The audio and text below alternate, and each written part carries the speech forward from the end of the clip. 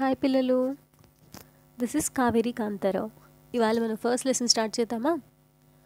మన first lesson పేరు components of food. ఈ లెసన్లో ముందుగా మనం ఫుడ్లోని కాంపనెంట్స్ తెలుసుకోవడానికి ముందు ఫుడ్ అంటే ఏంటి అన్నది తెలుసుకుందాం. ఇక చూడండి, ఒక definition: food is any substance consumed by organism for nutritional support. అంటే ఫుడ్ అన్నది ఏంటి? Any kind of substance consuming by the organism to get the nutritional support అంటున్నారు. మరి ఎనీ సబ్స్టెన్స్ అంటే ఆ సబ్స్టెన్స్ ఏమై ఉండొచ్చు? The food usually either plant based, animal based or fungal origin, which consists essential nutrients such as carbohydrates, fats, proteins, vitamins or minerals అంటున్నారు. ఏంటివన్నీ? Food ఏమో plant based ఉండాలి, animal based ఉండాలి, fungal origin ఏదైనా పర్లేదు, but essential nutrients ఉండాలి అంటున్నారు. అసలు nutrients అంటే ఏంటి? ఈ న్యూట్రియంట్స్ నుంచి మళ్ళీ ఏమొస్తుందంట? So the substance is ingested by an organism and assimilated by an organism cells to provide energy, maintain life, support growth. So ఈ డెఫినేషన్ కొంచెం జస్టిసిబుల్గా లేదు కదా. ఇది జస్టిసిబులో కాదో కొంచెం ముందుకెళ్ళే కొద్దీ తెలుసుకుందాం. చూడండి, మనం రెగ్యులర్గా తీసుకునే ఫుడ్ ఒక మీల్ ప్లేట్ని కంపేర్ చేద్దాం. అంటే ఒక 2 డిఫరెంట్ స్టేట్స్లో ఉండే ఫుడ్ హ్యాబిట్స్. ఎందుకు? మనమంతా ఒకే రకమైన ఫుడ్ తీసుకోం కదా. మన ఆంధ్రప్రదేశ్లో తీసుకుంటే జనరల్గా మన మీల్ ప్లేట్లో ఏముంటుంది? ఒక రైస్, ఒక దాల్, అలాగే ఒక వెజిటబుల్ కర్రీ, దాంతోపాటు కొంచెం ఘీ అని, పొడి అని, ఏదైనా పిక్కిల్ అని, బటర్ మిల్క్ అని తీసుకుంటాం. అదే మనం ఏ పంజాబ్ సైడో వెళ్ళామనుకోండి, బాగా అందరికీ తెలిసిందే కదా, palak paneer, roti, butter milk or lassi. So ఇలాంటి ఇంగ్రీడియంట్స్ తీసుకుంటారు. అంటే ఒక్కొక్కరి ఫుడ్ హ్యాబిట్స్ అన్నవి ఏమైపోతున్నాయి? డిఫరెంట్ అవుతున్నాయి. ఏ ఇద్దరి ఫుడ్ హ్యాబిట్స్ కూడా సిమిలర్గా ఉండట్లేదు. కాబట్టి మనం ఏం చేద్దామంటే సింపుల్గా ఇక్కడ 2 డిఫరెంట్ స్టేట్స్కి సంబంధించిన ఫుడ్ హ్యాబిట్స్ని కంపేర్ చేద్దాం. పంజాబ్ యొక్క మీల్ ప్లేట్ని మనం తీసుకుంటే అక్కడ వాళ్ళు ఏమేమి కన్జ్యూమ్ చేస్తున్నారు? వాళ్ళ మీల్ ప్లేట్లో ఏమున్నాయి? మక్కీ అంటే corn roti, rajma kidney beans, sarson ka saag అంటే mustard leaf curry, curd and ghee. అలాగే ఆంధ్రప్రదేశ్ మీల్ ప్లేట్ తీసుకున్నట్లయితే ఆంధ్రప్రదేశ్ మీల్ ప్లేట్లో ఏముంటున్నాయి? రైస్, తూర్ దాల్ అండ్ రసం, పప్పు లేదా రసం, కుందూర్ అంటే దొండకాయ curry, butter milk, ghee or any kind of pickle. అంటే ఇక్కడ చూడండి, ఫుడ్ హ్యాబిట్స్ అన్నీ కూడా డిఫరెంట్గా ఉన్నాయా? అంటే మనం వేరే ఫుడ్ తింటున్నాము, వాళ్ళ యొక్క ఫుడ్ ఇంగ్రీడియంట్స్ అన్నీ వేరున్నాయి. కానీ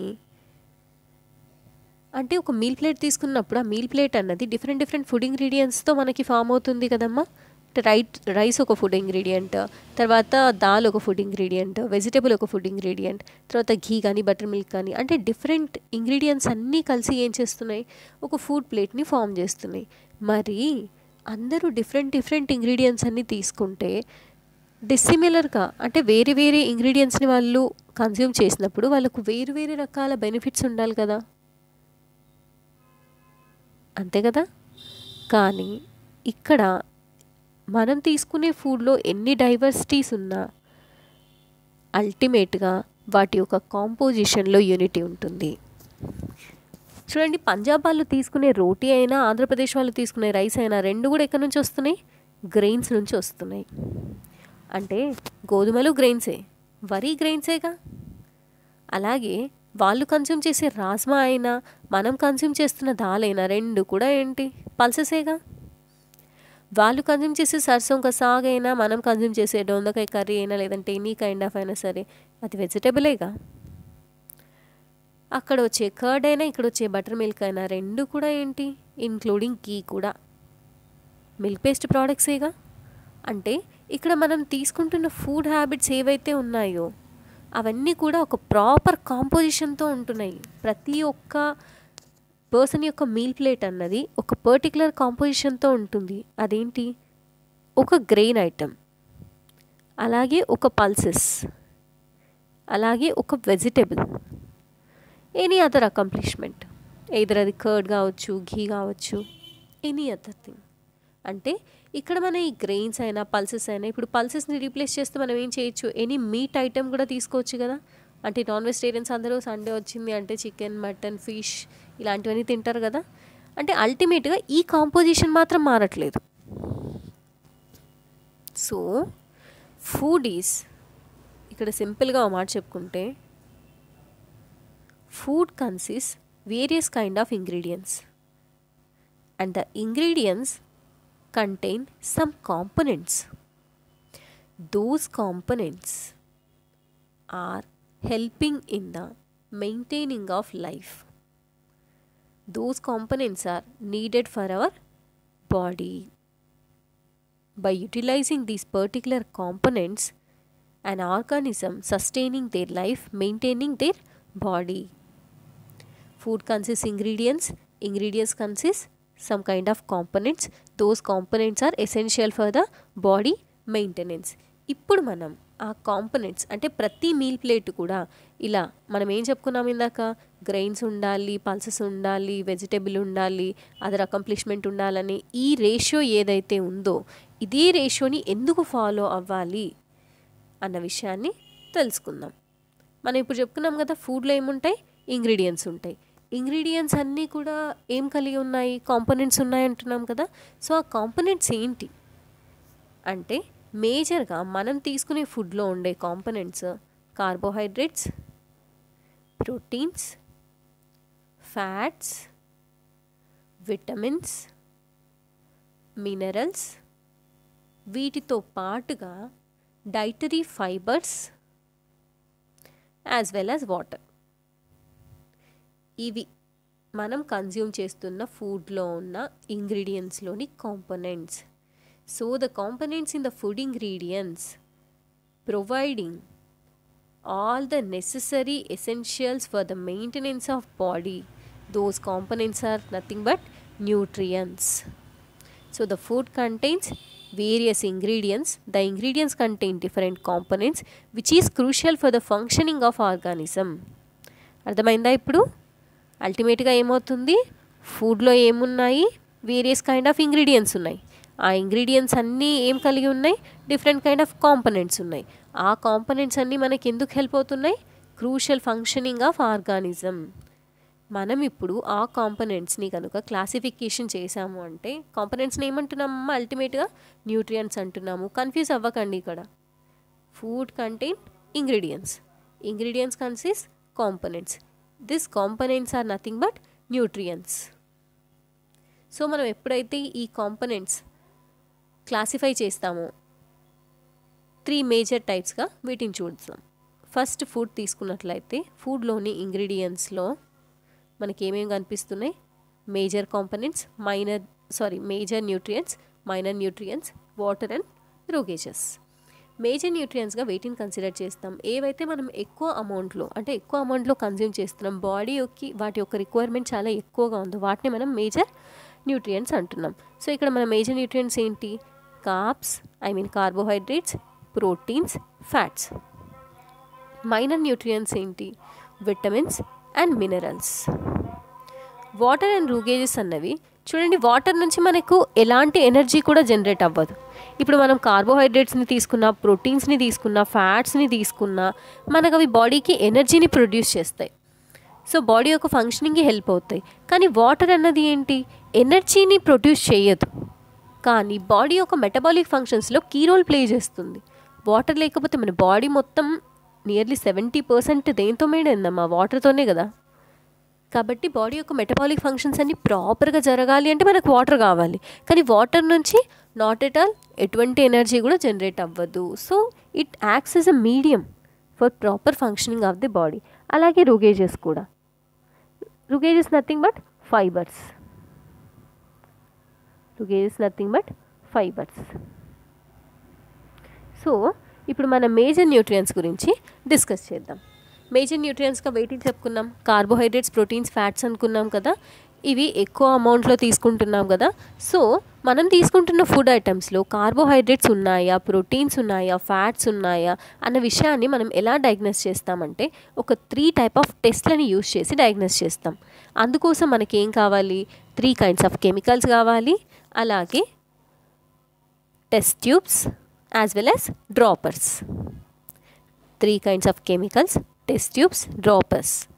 సో ఫస్ట్ మనం ఇక్కడ కార్బోహైడ్రేట్ని టెస్ట్ చేయడానికి మనకేం కావాలి, అయోడిన్ సొల్యూషన్ కావాలి, dilute iodine solution. Dilute iodine solution ఎలా ప్రిపేర్ చేసుకోవాలి అంటే ఒక టెస్ట్ ట్యూబ్ని తీసుకొని టెస్ట్ ట్యూబ్లో హాఫ్ ది టెస్ట్ ట్యూబ్ వరకు వాటర్ని ఫిల్ చేసేసుకోవాలి.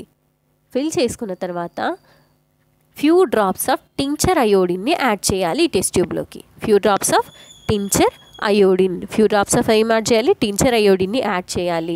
ఈ టించర్ అయోడిన్ని యాడ్ చేసిన తర్వాత టెస్ట్ ట్యూబ్లో ఉన్న వాటర్లోకి మొత్తం టెస్ట్ ట్యూబ్ని ఒకసారి స్లైట్గా షేక్ చేయాలి. అప్పుడు ఏమైపోతుంది, వాటర్లో టించర్ అయోడిన్ అనేది డిజాల్వ్ అయిపోతుంది. సో మనకు కాన్సన్ట్రేటెడ్ టించర్ అయోడిన్ని ఎప్పుడైతే మనము వాటర్లో మిక్స్ చేసామో అప్పుడు ఇది ఏమైపోతుంది, కాన్సన్ట్రేషన్ తగ్గి డైల్యూట్ అయిపోతుంది. సో మనకు అల్టిమేట్గా ఏం ప్రిపేర్ అయిపోయింది, డైల్యూట్ అయోడిన్ సొల్యూషన్ ప్రిపేర్ అయిపోయింది. సో దీన్ని పక్కన పెట్టేద్దాం. నెక్స్ట్ ప్రోటీన్స్ కోసం మనం ఏం చేయాలి, కాపర్ సల్ఫేట్ సొల్యూషన్ని ప్రిపేర్ చేసుకోవాలి, క్యాస్టిక్ సోడాని ప్రిపేర్ చేసుకోవాలి. కాపర్ సల్ఫేట్ సొల్యూషన్ని ఎలా ప్రిపేర్ చేసుకోవాలి, ఒక బీకర్ని తీసుకొని బీకర్లో 100 ml దాకా వాటర్ని నింపేసి అందులో 2 grams ఆఫ్ కాపర్ సల్ఫేట్ని యాడ్ చేయాలి. 2 grams ఆఫ్ ఏం యాడ్ చేయాలమ్మా, కాపర్ సల్ఫేట్ని యాడ్ చేయాలి. బీకర్ తీసుకున్నాము, 100 ml ఆఫ్ వాటర్ వేసేసాము, ఇందులో 2 grams ఆఫ్ కాపర్ సల్ఫేట్ని యాడ్ చేసిన తర్వాత మనం మొత్తాన్ని ఒకసారి నీట్గా కలిపేసామంటే కాపర్ సల్ఫేట్ సొల్యూషన్ అన్నది ప్రిపేర్ అయిపోతుంది మనకు. ఇలా ప్రిపేర్ అయిన కాపర్ సల్ఫేట్ సొల్యూషన్ ఏ కలర్లో ఉంటుంది, మనకు బ్లూ కలర్లో ఉంటుంది.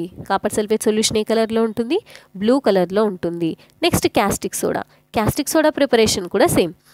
ఇలా ఒక బీకర్ తీసుకోవాలి, అందులో 100 ml దాకా వాటర్ని నింపేయాలి, 10 grams ఆఫ్ క్యాస్టిక్ సోడాని ఇందులో వేసేయాలి. 10 grams ఆఫ్ క్యాస్టిక్ సోడాని ఏం చేయాలి, 100 ml ఆఫ్ వాటర్లోకి యాడ్ చేసేయాలి. యాడ్ చేసేసిన తర్వాత అది ఎలా అవుతుంది, క్యాస్టిక్ సోడా అనేది మనకు కలర్లెస్ అనమాట. సో వాటర్లో నీట్గా డిజాల్వ్ అయిపోతుంది. ఇప్పుడు ఈ 3 సొల్యూషన్స్ని పక్కన పెట్టేసుకోవాలి. నెక్స్ట్ వీటిని టెస్ట్ చేయాలి. మనం తీసుకుంటున్న ఫుడ్ సబ్స్టెన్సెస్లో కార్బోహైడ్రేట్స్ ఉన్నాయా, ప్రోటీన్స్ ఉన్నాయా, ఫ్యాట్స్ ఉన్నాయా అన్న విషయాన్ని టెస్ట్ చేయాలి. టెస్ట్ చేయాలంటే ఏం చేయాలి, ఏదైనా సరే ఒక సబ్స్టెన్స్ మీరు సస్పెక్ట్ చేసే సబ్స్టెన్స్, నేను పలానా ఫుడ్ ఐటెంలో కార్బోహైడ్రేట్స్ ఉన్నాయని సస్పెక్ట్ చేస్తున్నాను, నేను పలానా ఫుడ్ ఐటెంలో ప్రోటీన్స్ ఉన్నాయని సస్పెక్ట్ చేస్తున్నాను, ఫ్యాట్స్ ఉన్నాయని సస్పెక్ట్ చేస్తున్నాను అన్న ఫుడ్ ఐటెంని తీసుకోవాలి. ఫస్ట్ మనం తీసుకునే ఫుడ్లో మేజర్గా కార్బోహైడ్రేట్ని టెస్ట్ చేయాలనుకున్నప్పుడు కార్బోహైడ్రేట్స్ మనకు రెడీగా ఎలా అవైలబుల్లో ఉంటాయి, either starch form or sugar form. మనం కన్జ్యూమ్ చేసే ఫుడ్లో కార్బోహైడ్రేట్స్ ఎలా ఉంటాయమా, స్టార్చ్ ఫామ్లో కానీ షుగర్ ఫామ్లో కానీ ఉంటాయి. అప్పుడు ఇది చూడండి, సోర్సెస్ ఆఫ్ కార్బోహైడ్రేట్స్ తీసుకున్నట్లయితే కార్బోహైడ్రేట్స్ ఏ ఫుడ్స్లో చూస్తున్నాం మనం ఇక్కడ, sweet potato, sugar cane, papaya, melon, mango, maize, bajra, rice, wheat. వీటన్నింటిలో కూడా ఏం చూస్తాం మనము, కార్బోహైడ్రేట్స్ చూస్తాం. సో వీటన్నింటిలోంచి మనం సింపుల్గా చేయగలిగేది ఏంటి, పొటాటో ఉంది కదా. ఇప్పుడు మనం కార్బోహైడ్రేట్ టెస్ట్ కోసం పొటాటోని తీసుకుందాం. పొటాటోని తీసుకొని నీట్గా పొటాటో యొక్క పీల్ పైన ఉన్న తోలు ఉంటుంది కదా, దాన్ని తీసేసి పొటాటోని హాఫ్కి కట్ చేసేసి పెట్టేద్దాం. ఇప్పుడు మనం ప్రిపేర్ చేసుకున్న డైల్యూట్ అయోడిన్ సొల్యూషన్ ఉంది కదా, ఆ డైల్యూట్ అయోడిన్ సొల్యూషన్ని డ్రాపర్ యూజ్ చేసి ఒక 2 to 3 drops of iodine solution ఏం చేస్తున్నాం, పొటాటోకి యాడ్ చేస్తున్నాం. ఫస్ట్ డైల్యూట్ అయోడిన్ సొల్యూషన్ ఏ కలర్లో ఉంటుంది, బ్రౌన్ కలర్లో కానీ ఎల్లో కలర్లో కానీ ఉంటుంది. ఒకవేళ ఇప్పుడు మనం తీసుకున్న పొటాటోలో కనుక స్టార్చ్ ఉంటే అప్పుడు మీరు ఏం చేస్తారు, అయోడిన్ వేసిన తర్వాత ఇక్కడ బ్లాక్ కలర్ని అబ్జర్వ్ చేస్తారు. బ్లాక్ కలర్ని అబ్జర్వ్ చేస్తారు. మనం తీసుకున్న ఫుడ్ సబ్స్టెన్స్ ఏంటి? పొటాటో తీసుకున్నాం. పొటాటోని పీల్ తీసేసాము నీట్గా. దానిపైన డైల్యూట్ అయోడిన్ సొల్యూషన్ని యాడ్ చేసిన వెంటనే బ్రౌన్ ఆర్ ఎల్లో కలర్లోకి ఉన్న డైల్యూట్ అయోడిన్ సొల్యూషన్ ఏమైపోయింది? బ్లాక్ కలర్లోకి కన్వర్ట్ అయింది. సో ఎప్పుడైతే బ్లాక్ కలర్లోకి ఇలా కన్వర్ట్ అయిందో it indicates the presence of carbohydrates. ఏ రకమైన కార్బోహైడ్రేట్స్ ఎలా ఉన్నాయి ఫుడ్ ఐటమ్స్లో? స్టార్చ్ ఫామ్లో కానీ షుగర్ ఫామ్లో కానీ, ఈ రెండు ఫామ్స్లో ఏ రకంగా మనకు కార్బోహైడ్రేట్స్ ఉన్నా కూడా ఎలా ఉంటుంది? డైల్యూట్ అయోడిన్ సొల్యూషన్ వేయగానే బ్లాక్ కలర్ అన్నది ఇండికేషన్ ఇస్తుంది.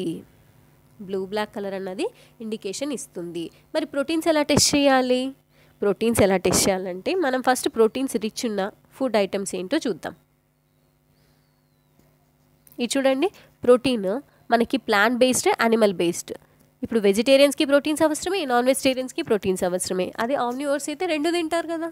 సో ఇక్కడ మనం ప్రోటీన్స్, ప్లాంట్స్ నుంచి వచ్చే ప్రోటీన్స్ ఏవేవంటే చూడండి, ఏ ప్లాంట్స్ నుంచి మనకు ప్రోటీన్స్ వస్తున్నాయంటే గ్రామ్స్ నుంచి, మూంగ్ నుంచి, దాల్ నుంచి, బీన్స్ నుంచి, పీస్ నుంచి, సోయాబీన్. మేజర్గా ఇక్కడ పల్సెస్ కనబడుతున్నాయి కదా మనకు. అలాగే యానిమల్ బేస్డ్ ప్రోటీన్స్ ఏమేమి ఉన్నాయి మనకి? ఎక్కడి నుంచి వస్తున్నాయి? Meet, fish, paneer, eggs, milk. So ఇవన్నీ కూడా ఏంటి? ప్రోటీన్ సోర్సెసే. మనం వీటిలో ఏదైనా ఒక సబ్స్టెన్స్ని, ఫర్ ఎగ్జాంపుల్ మనం ఏం చేద్దాము, కొంచెం ఇక్కడ దాల్ తీసుకుందాం. దాల్ తీసుకొని ప్రోటీన్ని టెస్ట్ చేద్దాం. ఇక్కడ మనము ఇందాక కార్బోహైడ్రేట్స్ని టెస్ట్ చేసినప్పుడు ఏం చేసాం? రా సబ్స్టెన్స్ పైన అలాగే వేసేసాం కదా. కానీ ఇప్పుడు మనం ఏం చేస్తున్నామంటే ప్రోటీన్ టెస్ట్ చేయాలి అనుకున్నప్పుడు మనం చూస్ చేసుకున్న ఎనీ కైండ్ ఆఫ్ పల్స్ని నీట్గా స్మాష్ చేస్తున్నాం. ఏం చేస్తున్నామమ్మా? స్మాష్ చేసిన దాన్ని ఒక టెస్ట్ ట్యూబ్లోకి తీసుకొని ఆ స్మాష్ చేసిన పౌడర్ ఉంది కదా, టెస్ట్ ట్యూబ్లోకి యాడ్ చేస్తున్నాం. టెస్ట్ ట్యూబ్లోకి యాడ్ చేసిన తర్వాత దీనికి ఒక 10 drops ఆఫ్ వాటర్ని యాడ్ చేస్తున్నాం. వాటర్ని యాడ్ చేసినప్పుడు ఆ పేస్ట్కి వాటర్ యాడ్ అవ్వగానే ఏమవుతుంది? నీట్గా దాన్ని కలిపేస్తే ఒక స్లరీగా పేస్ట్ తయారవుతుంది కదా. ఇప్పుడు ఈ పేస్ట్కి మనం ఏం చేస్తున్నాం? 2 drops ఆఫ్ కాపర్ సల్ఫేట్ సొల్యూషన్ని మనం ప్రిపేర్ చేసి పెట్టుకున్నాం కదా ఆల్రెడీ టెస్ట్ ట్యూబ్లో. 2 drops ఆఫ్ కాపర్ సల్ఫేట్ సొల్యూషన్ని యాడ్ చేస్తున్నాం. అలాగే 10 drops ఆఫ్ క్యాస్టిక్ సోడాని కూడా యాడ్ చేస్తున్నాం. 2 drops of copper sulphate, 10 drops of caustic soda. మనం ముందుగా ప్రిపేర్ చేసి పెట్టుకున్న సొల్యూషన్ని మనం తీసుకున్న ఈ పేస్ట్కి, ఏదైతే పల్సెస్ పేస్ట్ ఉంది కదా దానికి యాడ్ చేసేస్తున్నాం. ఇలా యాడ్ చేసాక నేను ఫస్ట్ ఏం చెప్పాను మీకు? కాపర్ సల్ఫేట్ ఏ కలర్లో ఉంది? బ్లూ కలర్లో ఉంటుందని చెప్పాను కదా. సో ఇప్పుడు ఇలా మనం రెండింటిని యాడ్ చేశాక caustic soda colourless, copper sulphate blue colour. So ఈ రెండు యాడ్ చేశాక ఆ టెస్ట్ ట్యూబ్ని కాసేపు అలా పక్కన పెడితే మీకు ఇనిషియల్గా ఎట్లా ఉంది? బ్లూ కలర్లో ఉంది కదా. ఒకటేమో కలర్లెస్ కాబట్టి అదేం పెద్ద ఇంపాక్ట్ చూపించదు. కానీ కాపర్ సల్ఫేట్ అనేది బ్లూ కలర్లో ఉందంటే మనం ఈ పేస్ట్కి యాడ్ చేశాక మనకి ఇనిషియల్గా బ్లూ కలర్ కనిపిస్తుంది కదా.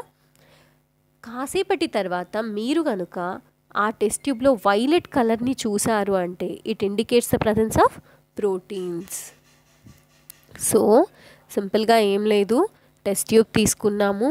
టెస్ట్ ట్యూబ్లో ఆల్రెడీ మనం ప్రోటీన్ సోర్సెస్ ఏవైతే ఉన్నాయో వాటిలోంచి ఏదో ఒక పల్సెస్ని చూస్ చేసుకొని దాన్ని నీట్గా పౌడర్ చేసుకొని ఆ పౌడర్ని టెస్ట్ ట్యూబ్లోకి తీసుకొని ఒక 10 drops వాటర్ యాడ్ చేసాము. నీట్గా దాన్ని ఒక పేస్ట్ లాగా ప్రిపేర్ చేసుకున్నాము. అందులోకి 2 drops ఆఫ్ కాపర్ సల్ఫేట్ ఏదైతే బ్లూ కలర్లో ఉందో దాన్ని 2 drops వేసాము. అలాగే 10 drops of caustic soda colourless సొల్యూషన్ని యాడ్ చేసాము. చేసిన తర్వాత మొత్తాన్ని ఒకసారి అలా కలిపేసి టెస్ట్ ట్యూబ్ని పక్కన పెట్టేసాం. అలా పక్కన పెట్టేసిన తర్వాత ఏమైంది? కాసేపటికి మనకు వైలెట్ కలర్ ఇండికేట్ అయింది. టెస్ట్ ట్యూబ్లో ఉన్న సబ్స్టెన్స్ అంతా ఏ కలర్లోకి వచ్చేసింది? వైలెట్ కలర్లోకి వచ్చింది. So the violet colour is indicating the presence of proteins అన్నమాట. మరి 3 కెమికల్స్ అయిపోయాయి, ఫ్యాట్ టెస్ట్ ఎలా చేస్తామంటారేమో. సో దానికి కూడా ఓదారు ఉంది. ఇప్పుడు ఫస్ట్ ఫ్యాట్స్ రిచ్ రిసోర్సెస్ ఏంటో చూద్దాం. ఇక్కడ చూడండి, ఫ్యాట్స్ కూడా మనకి ప్లాంట్స్ నుంచి వస్తున్నాయి యాజ్ వెల్ యాజ్ యానిమల్స్ నుంచి వస్తున్నాయి. ప్లాంట్స్లో మనకు ఎక్కడి నుంచి వస్తున్నాయి? Sunflower oil, mustard oil, coconut oil, soybean oil, ground nuts, తిల్ అంటే నువ్వులు, నట్స్, జీడిపప్పు, బాదం పప్పు అందరికీ ఇష్టమే కదా. సో ఈ ప్లాంట్ బేస్డ్ మెటీరియల్స్ అన్నింటి నుంచి కూడా మనకు ఫ్యాట్స్ అవైలబుల్ అవుతున్నాయి. నెక్స్ట్ యానిమల్ బేస్డ్ తీసుకుంటే మీట్, ఫిష్, ఎగ్స్, ఘీ, మిల్క్, క్రీమ్. క్రీమ్ అందరికీ తెలుసు కదా, బటర్. సో ఒకవేళ క్రీమ్ ఎవరికైనా తెలియకపోతే ఒక్క పని చేయండి. ఎప్పుడైనా సరే మీ ఇంట్లో అమ్మ పాలు బాగా కాంచినప్పుడు కానీ, లేదంటే పెరుగు మీద మీగడ తోడైనప్పుడు కానీ, ఆ మీగడని మాత్రం కింద ఉన్న పాలతో మొత్తం కలిపేయకుండా జస్ట్ మీగడని మాత్రం చేతిలోకి తీసుకోండి. పాలపైన మీగడ కన్నా కూడా మీకు పెరుగు పైన మీగడ చాలా ఈజీగా కనిపిస్తుంది.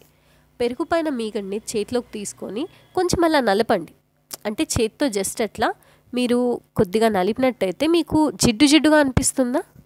ప్యాకెట్ పాలతో చేయకండి అమ్మ. ప్యాకెట్ పాలతో మీగడ అస్సలు ఫామ్ అవ్వదు. ఒకవేళ ఫామ్ అయినా కూడా అది మొత్తం మీకు పౌడర్ లాగా అనిపిస్తుంది. స్వచ్ఛమైన పాల పైన ఉండే మీగడ ఖచ్చితంగా మీకు ఈ ఫ్యాట్ ఇండికేషన్ ఇస్తుంది. ఈ క్రీమ్ కూడా మీగడ నుంచి తయారు చేస్తారు. సో వీటిలో ఎనీ కైండ్ ఆఫ్ సబ్స్టెన్స్, మీరు ఫర్ ఎగ్జాంపుల్ నువ్వులు ఉన్నాయి, తిల్ తీసుకుందాం, ఓకేనా? ఎందుకంటే ఈజీగా మీరు అబ్జర్వ్ చేయొచ్చు. ఒక పేపర్ తీసుకొని ఫ్యాట్స్ని టెస్ట్ చేయాలనుకున్నప్పుడు ఒక పేపర్ తీసుకొని ఆ పేపర్లో ఈ నువ్వులు పెట్టేయండి. నువ్వులు పెట్టేసిన తర్వాత మళ్ళీ ఏ కైండ్ ఆఫ్ పేపర్ తీసుకోవాలని కూడా అడుగుతారా? సరే, ఒక వైట్ పేపర్ తీసుకోండి. వైట్ పేపర్లో నువ్వులు పెట్టేసి పేపర్ని ఫోల్డ్ చేసి నువ్వుల్ని బాగా స్మాష్ చేయండి. స్మాష్ చేసిన తర్వాత పేపర్ని అన్ఫోల్డ్ చేసి నువ్వులు మొత్తం పక్కకు తీసేసి పేపర్ని వెలుతురులోకి తెచ్చి చూడండి. పేపర్ని వెలుతురులోకి తెచ్చి చూస్తే మీరు ఎక్కడైతే నువ్వుల్ని పెట్టి స్మాష్ చేశారు కదా, అక్కడ మీకు ఇలా ప్యాచెస్గా ఆయిల్ ప్యాచెస్ కనిపిస్తాయి. అంటే నూనె యొక్క మరకలు కనిపిస్తాయి. So it indicates the presence of fats in the food. ఓకేనా? యాక్చువల్లీ నేను మీ టెస్ట్లు చెప్పేసి మీకు రిసోర్సెస్ చెప్పొచ్చు, కానీ ఎందుకు సోర్సెస్ చూపించి నేను టెస్ట్ల గురించి చెప్పాను అంటే మీకు ఇది ఇంకా గుర్తుండిపోతుంది. ఎప్పుడైనా కానీ కార్బోహైడ్రేట్స్ టెస్ట్ చేయాలి అంటే ఓకే, మనం పొటాటోని తీసుకున్నాము. కార్బోహైడ్రేట్స్ అన్నవి మనకి ఎనర్జీ ప్రొవైడర్స్. కార్బోహైడ్రేట్సే కాదు, ఈవెన్ దో ఫ్యాట్స్ కూడా మనకి ఎనర్జీ ప్రొవైడర్సే. అందుకే కార్బోహైడ్రేట్స్ని ఫ్యాట్స్ని కలెక్టివ్గా కలిపి మనకి ఏమంటారు? Energy providers in the body అంటారు. ఏమంటారు? Energy providers in the body. Fats and carbohydrates are the energy providers in the body. కానీ ఇక్కడ ఇంకో విషయం ఉంది. కార్బోహైడ్రేట్స్ కన్నా ఫ్యాట్సే మనకి ఎక్కువ ఎనర్జీని ఇస్తాయి. When compare to carbohydrates, fats మనకు ఎక్కువ ఎనర్జీని జనరేట్ చేస్తాయి. కానీ మనం కన్జ్యూమ్ చేసేది వెయిట్ని ఎక్కువ కన్జ్యూమ్ చేస్తాం. ఇప్పుడు చూడండి, రిసోర్సెస్లోనే ఒక మాట మాట్లాడుకుందాం. కార్బోహైడ్రేట్స్ రిచ్ సోర్సెస్ ఏంటి ఇక్కడ? Sweet potato, wheat, rice. మనం రైస్ డైలీ తింటాం కదా, డైలీ తింటాం. సో ఈ వెజిటేబుల్స్లో కూడా పొటాటో డే బై డే చేసి పెట్టినా తింటారు. ఫ్రై అని, తర్వాత కర్రీ అని, లేదంటే ఫ్రెంచ్ ఫ్రైస్ అని. సో ఈ రకంగా. అలాగే ఫ్రూట్స్ కూడా తీసుకోండి. పపాయా డైలీ తింటారా? అట్లీస్ట్ ఒక 2 to 3 డేస్కి ఒకసారి అని తింటారు కదా. మెలన్ ఇష్టపడని వాళ్ళు ఎవరైనా ఉంటారా? ఇంకా మ్యాంగో అయితే చెప్పాల్సిన అవసరం లేదు. సమ్మర్ వచ్చిందంటే మ్యాంగోలో ఉన్న అన్ని రకాలు తినేస్తారు. ఈ కార్బోహైడ్రేట్ రిసోర్సెస్ అన్నీ కూడా మీరు డైలీ తినడానికి కూడా ఏమాత్రం హెసిటేట్ అవ్వరు. వీటి నుంచి స్టోర్ అయ్యి వచ్చే మనకి స్టార్చ్ కానీ, షుగర్స్ కానీ బాడీ యూటిలైజ్ చేసుకుంటుంది. యూటిలైజ్ చేసుకొని ఏం జనరేట్ చేస్తుంది? ఏటీపీని జనరేట్ చేస్తుంది. ఏటీపీని జనరేట్ చేస్తుంది. అది ఎనర్జీ కరెన్సీగా యూజ్ అవుతుంది బాడీ యొక్క బేసిక్ ఫంక్షన్స్ అన్నీ కూడా రన్ చేయడానికి. కానీ ఫ్యాట్ సబ్స్టెన్స్ చూడండి, ఫ్యాట్ యొక్క సోర్సెస్ ఒకసారి చూడండి. Sunflower oil, mustard oil, coconut oil, soybean. ఈ ఆయిల్స్ ఏవైతే ఉన్నాయో మీరు డైలీ ఎంత మొత్తంలో కన్జ్యూమ్ చేస్తారు? ఒక ప్లేట్ మొత్తం రైస్ తినమంటే తింటారు, కానీ ఒక బౌల్ మొత్తం ఆయిల్ తాగండి అంటే తాగేస్తారా? పోనీ మీరు ప్రిపేర్ చేసుకునే కర్రీలో కూడా ఎంత ఆయిల్ యూజ్ చేస్తారు? చాలా లిటిల్ క్వాంటిటీ మాత్రమే యూజ్ చేస్తారు కదా. హై క్వాంటిటీ యూజ్ చేయలేరు, కన్జ్యూమ్ చేయలేరు కదా. ఎందుకు? హెవీ అనిపిస్తుంది.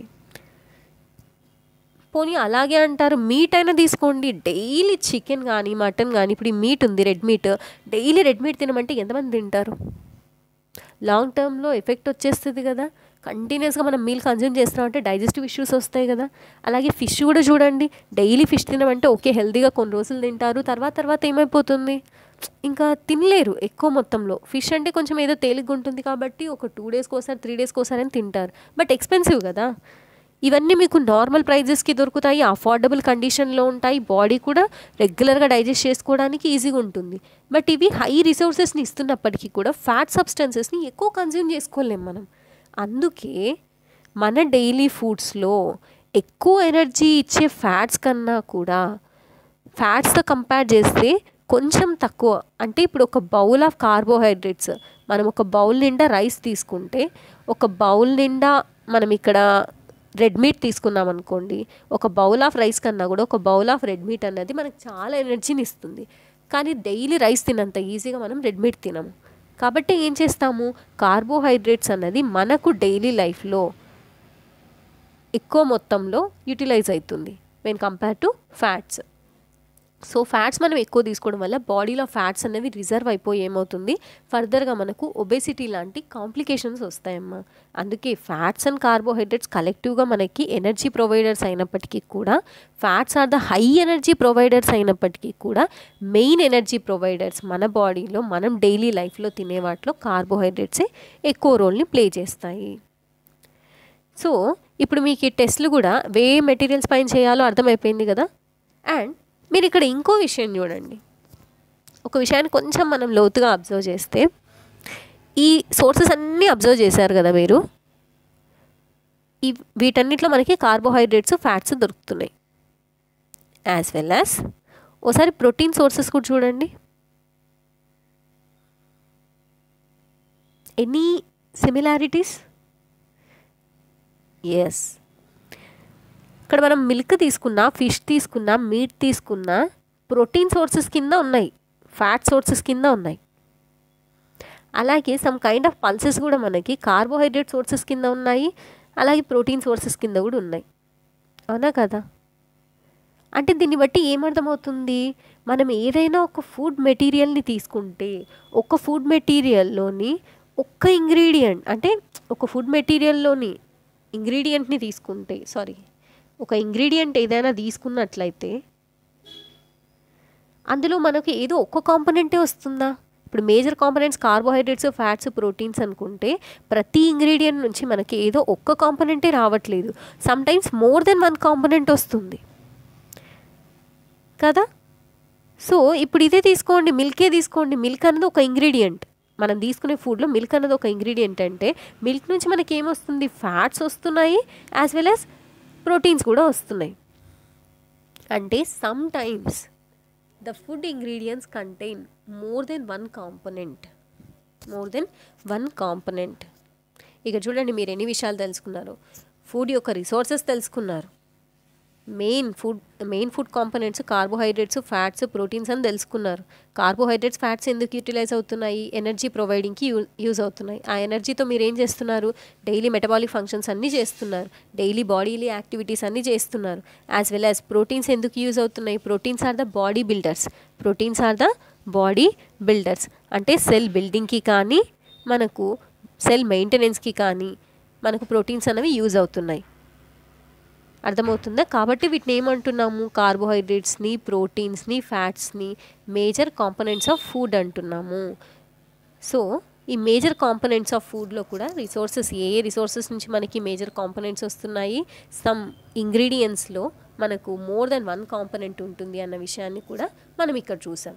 సో మనం మేజర్ కాంపోనెంట్స్ అయిపోయాయి. నెక్స్ట్ ఏమనుకున్నాం, మైనర్ కాంపోనెంట్స్ అనుకున్నాం కదా. సో మైనర్ కాంపోనెంట్స్ కింద ఇక్కడ మనకి ఏమేమి వస్తాయమ్మా, vitamins and minerals are the minor components. So first vitamins అన్నవి ఎందుకు హెల్ప్ అవుతున్నాయి, vitamins help in the protecting the body from diseases. బాడీని ఇప్పుడు అక్కడ మనకు కార్బోహైడ్రేట్స్ ఎనర్జీని ఇస్తున్నాయి, ప్రోటీన్స్ బాడీని బిల్డ్ చేస్తున్నాయి. సో బాడీ బిల్డ్ అయిపోయింది, బాడీకి ఎనర్జీ వచ్చేసింది, తర్వాత బాడీ బాగున్నంత వరకు కార్బోహైడ్రేట్స్, ప్రోటీన్స్, ఫ్యాట్స్ మెయింటైన్ చేస్తున్నాయి. బట్ బాడీకి ఏదైనా డిసీజ్ వచ్చినప్పుడు ఎవరు చేయాలి ఆ పని? మీకు జ్వరం వచ్చినప్పుడు మీరు రైస్ తింటారా? రైస్ నుంచే కదా కార్బోహైడ్రేట్స్ వస్తాయి మనకి. లేదు, ఏమైనా క్రీమీ ఐటమ్స్ కానీ మిల్క్ కానీ తాగుతారా ప్రోటీన్స్, ఫ్యాట్స్ రావడానికి?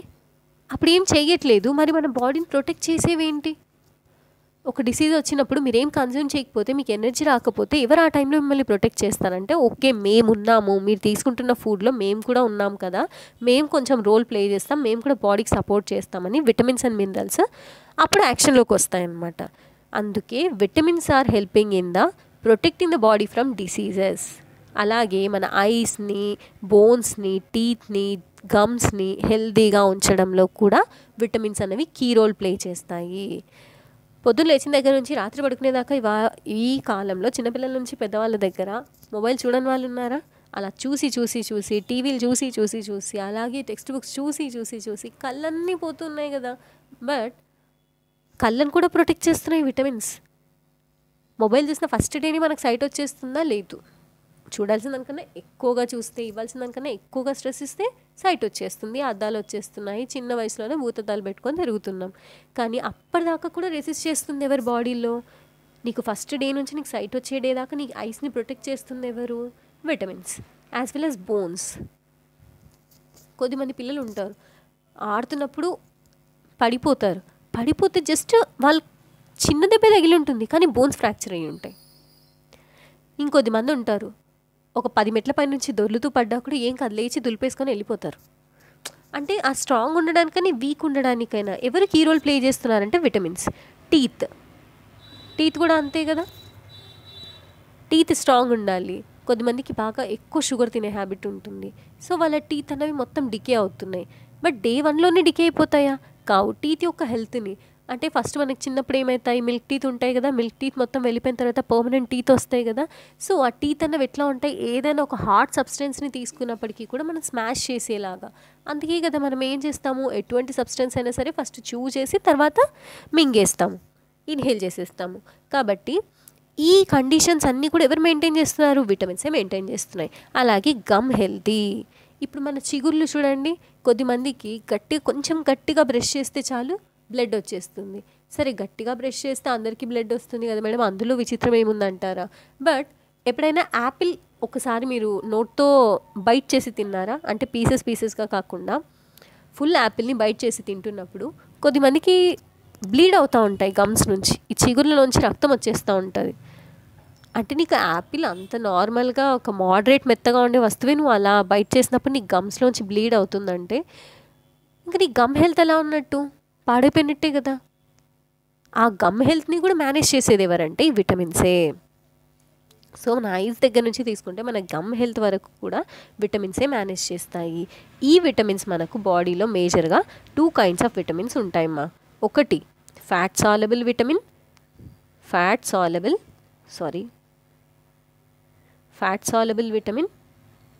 Soluble vitamin. Vitamins are 2 types in the body.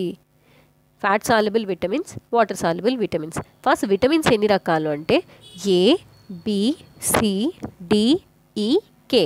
ఏబిసిడీలు చదువుతున్నానని అనుకుంటున్నారా? నో కాదు. విటమిన్ బి కానీ విటమిన్ సి కానీ ఈ రెండు కూడా వాటర్ సాల్యుబుల్ విటమిన్స్. అంటే వాటర్ టచ్ అయినప్పుడు ఈ విటమిన్స్ ఏమైపోతాయి? కరిగిపోతాయి.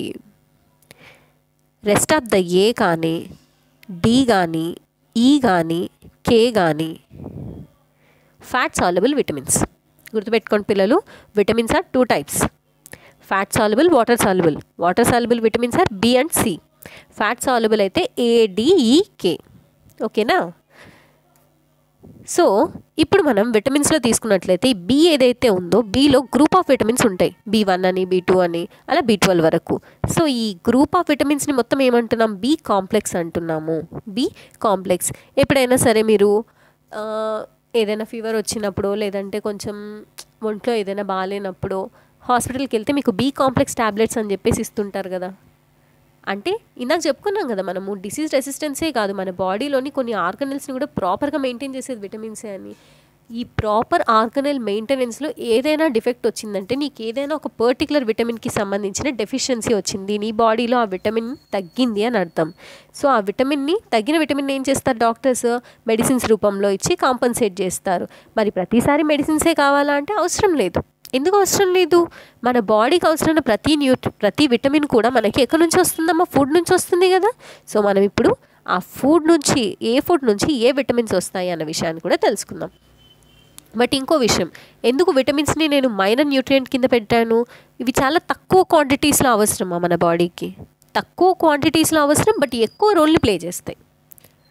అదేదో అంటారు చూడండి, బుల్లెట్ చాలా చిన్నగా ఉంటుంది బట్ పెద్ద మనిషిని 6 అడుగుల మనిషిని కూడా చంపేస్తుంది అని. విటమిన్స్ కూడా చాలా చిన్న క్వాంటిటీలో అవసరం అయితే బట్ చాలా అడ్వర్స్ ఎఫెక్ట్ని చూపిస్తాయి.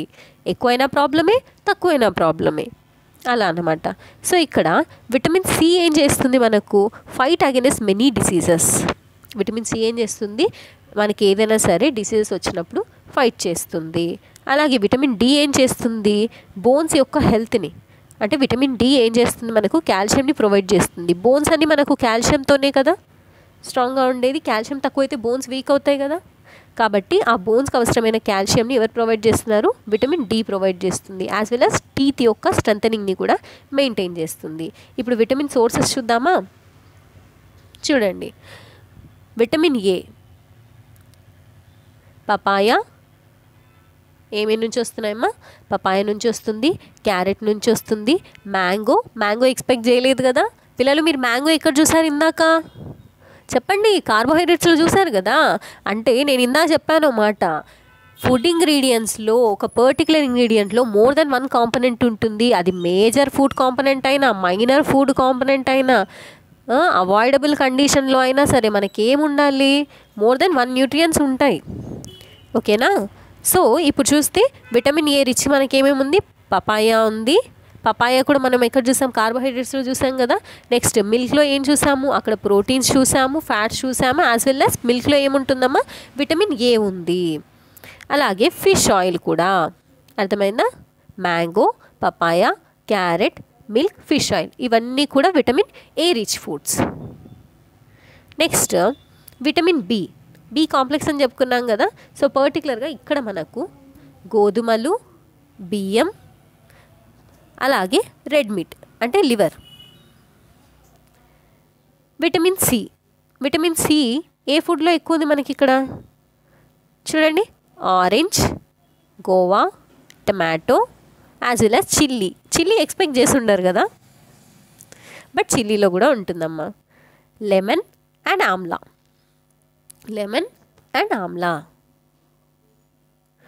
నెక్స్ట్ విటమిన్ డి ఎందులో రిచ్గా ఉంది? Milk, butter, fish, eggs and red meat. Vitamin D మనకు ఇంకొకటి ఇది చూడండి, చాలా వరకు మీరు చిన్నప్పుడు వినుంటారు కదా, పొద్దున్న వెళ్ళి ఎండలో నించోండి విటమిన్ డి వస్తుంది అని చెప్పేసి. నిజానికి ఎండ నుంచి విటమిన్ డి రాదు. మన బాడీలో ఉన్న ఫ్యాట్స్ ఏవైతే ఉన్నాయో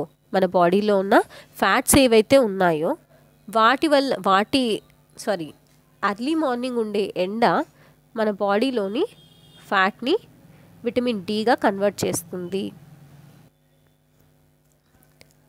so early morning sunrise ఏం చేస్తుంది? మన బాడీలోని ఫ్యాట్ని విటమిన్ డిగా కన్వర్ట్ చేస్తుంది అన్నమాట.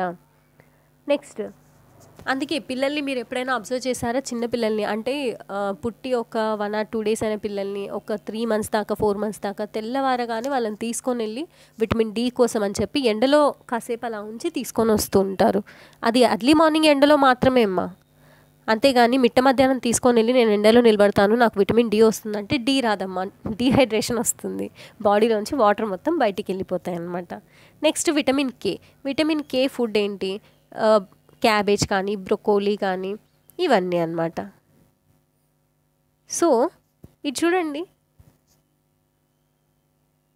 నెక్స్ట్ మినరల్స్ అన్నవి చాలా స్మాల్ క్వాంటిటీలోనే, అంటే minerals are needed by our body in small quantities. ఎలాగైతే విటమిన్ స్మాల్ క్వాంటిటీస్లో ఉన్నాయో మినరల్స్ కూడా మన బాడీలో స్మాల్ క్వాంటిటీస్లో మాత్రమే బాడీకి అవసరం. బట్ ఈ మినరల్స్ అన్నీ ఏం చేస్తాయి? బాడీ యొక్క ప్రాపర్ గ్రోత్కి, బాడీ మెయింటెనెన్స్కి, అంటే గుడ్ హెల్త్ మెయింటెనెన్స్కి హెల్ప్ అవుతాయి. విటమిన్స్ అయినా స్మాల్ క్వాంటిటీనే, మినరల్స్ అయినా స్మాల్ క్వాంటిటీనే. అందుకే మనం వీటి రెండింటిని దేని కింద కన్సిడర్ చేసాము? మైనర్ న్యూట్రియన్స్ కింద కన్సిడర్ చేసాం. Minor nutrients but playing the major role. So ఇక్కడ మనం మినరల్స్ తీసుకున్నట్లయితే అయోడిన్ మనకు ఏ ఫుడ్ ఐటమ్స్ నుంచి వస్తుంది? పాలక్, ఫిష్, అలాగే ఇది చూడండి, జూమ్ చేయాలా, క్రాబ్ ఉంది, as well as ginger. Next phosphorus, milk, banana, chilli, ఇదిగోండి గోధుమలు, అలాగే బియ్యం.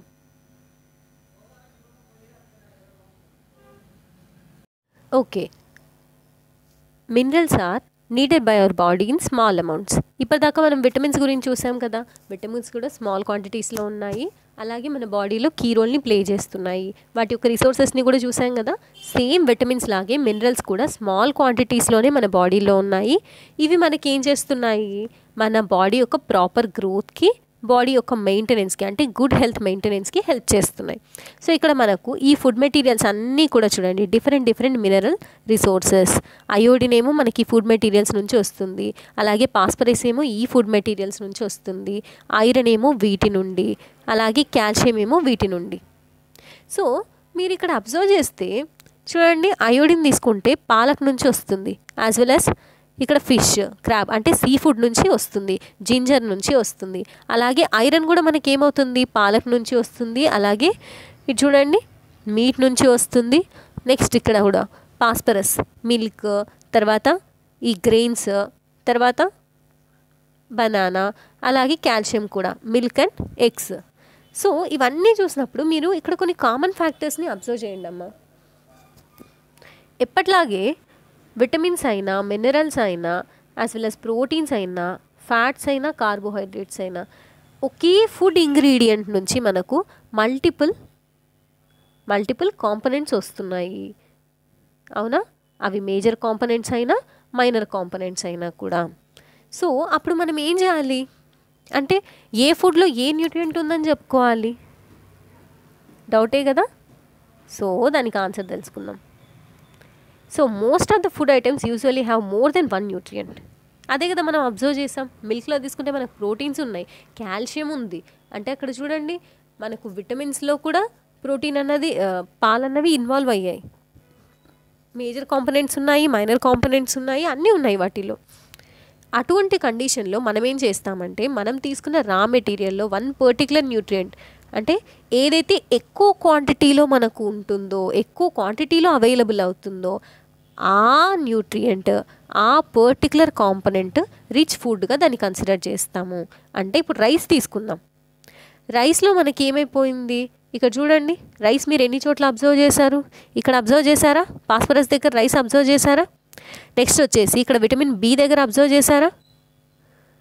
నెక్స్ట్ ఇంకెక్కడ అబ్జర్వ్ చేశారు రైస్ని మీరు?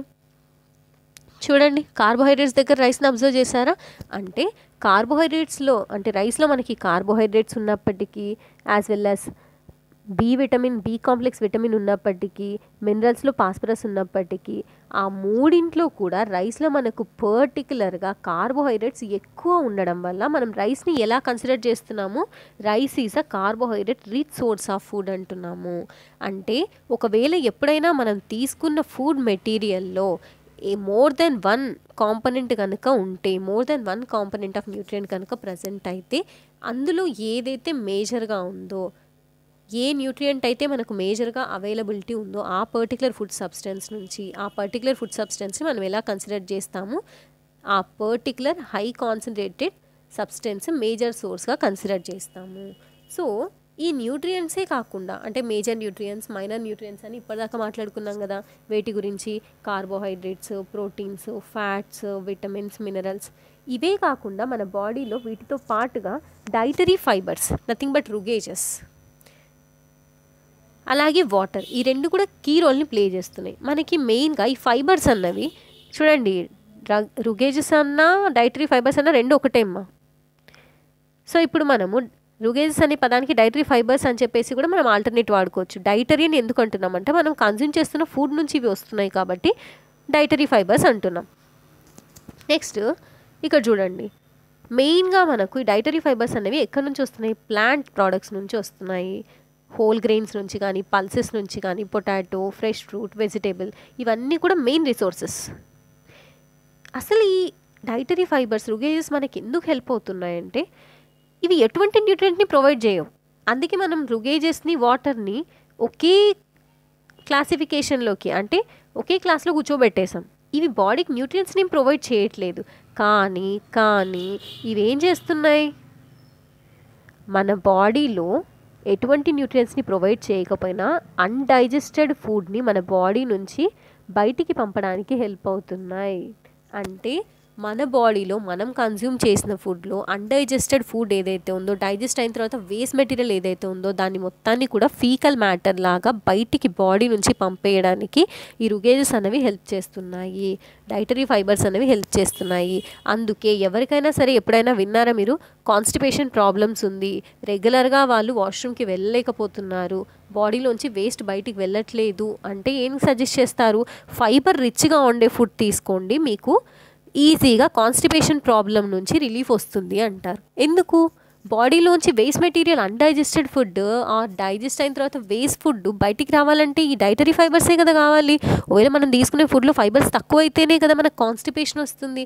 కాబట్టి మనం ఏం చేయొచ్చు, సప్లిమెంట్గా ఫైబర్స్ని తీసుకొని, ఫైబర్ రిచ్ ఫుడ్ ఇప్పుడు ఏదో మనకు బాగా తెలిసిపోయింది కదా, ఈ ఫైబర్ రిచ్ ఫుడ్ని బాగా కన్స్యూమ్ చేస్తే ఏమవుతుంది, బాడీలోకి ఫైబర్ వెళ్తుంది. ఫైబర్ వెళ్ళిందంటే అన్డైజెస్టెడ్ వేస్ట్ మెటీరియల్ని బయటికి తీసుకొస్తుంది.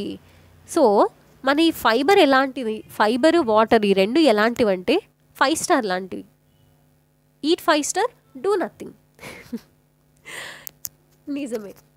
ఎలాగైతే 5 స్టార్ మనకి ఏం చేయాల్సిన అవసరం లేదు, జస్ట్ తిని అలా కూర్చోండి అని అడ్వర్టైజ్మెంట్లో చూపిస్తారు, రుగేజెస్ కానీ వాటర్ కానీ అవి స్పెసిఫిక్గా మన బాడీకి ఎటువంటి ఎనర్జీనో న్యూట్రియంట్స్నో ఏమి ఇవ్వవు, బట్ అవి చాలా ఎసెన్షియల్ బాడీకి, అంతే కదా.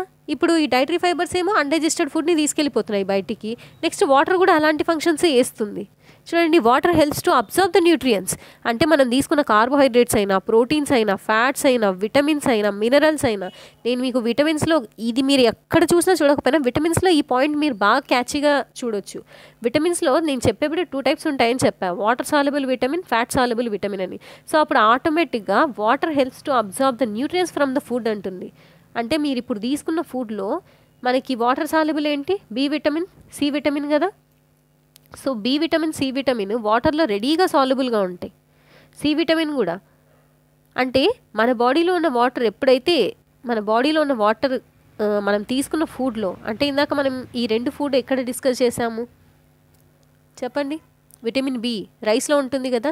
సో మనం రైస్ తీసుకున్నప్పుడు అందులో ఉండే విటమిన్ బి వెంటనే ఏమైపోతుంది, వాటర్తో అబ్జార్బ్ అయిపోతుంది, బాడీకి యూటిలైజ్ చేసేసుకుంటుంది. అలాగే బాడీలో ఉన్న వేస్ట్ మెటీరియల్ ఏదైతే ఉందో, మీరు బాగా పరిగెట్టిన తర్వాత మీకు చెమట పడుతుందా, లేదంటే ఎక్సెస్ ఆఫ్ వాటర్ బాగా తాగేసిన తర్వాత మీరు యూరిన్కి వెళ్తారు, మీరు తాగేప్పుడు వాటర్ ఎలా ఉంటుంది, చాలా ప్యూర్గా ఉంటుంది కదా. బట్ మీరు ఎక్స్క్రీట్ చేసిన యూరిన్ ఎలా ఉంటుందమ్మా, ఓ కైండ్ ఆఫ్ స్టోలన్ స్మెల్తో ఉంటుంది కదా. అలాగే వేస్ట్ మెటీరియల్ కదా యూరిన్ అన్నది. అంటే మన బాడీలో ఉన్న వేస్ట్ని క్లీన్ చేయడానికి అది స్వెట్ రూపంలో కానీ యూరిన్ రూపంలో కానీ కీ రోల్ ప్లే చేసేది ఎవరు, వాటర్ అన్నమాట.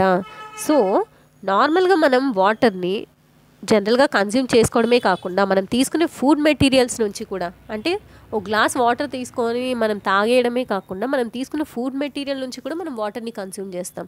ఎలా అంటే ఇప్పుడు టొమాటోస్ ఉన్నాయి, టొమాటోని కట్ చేయండి, టొమాటోని కట్ చేసినప్పుడు మీకు తడిగా అనిపిస్తుందా లేదా చేతులంతా?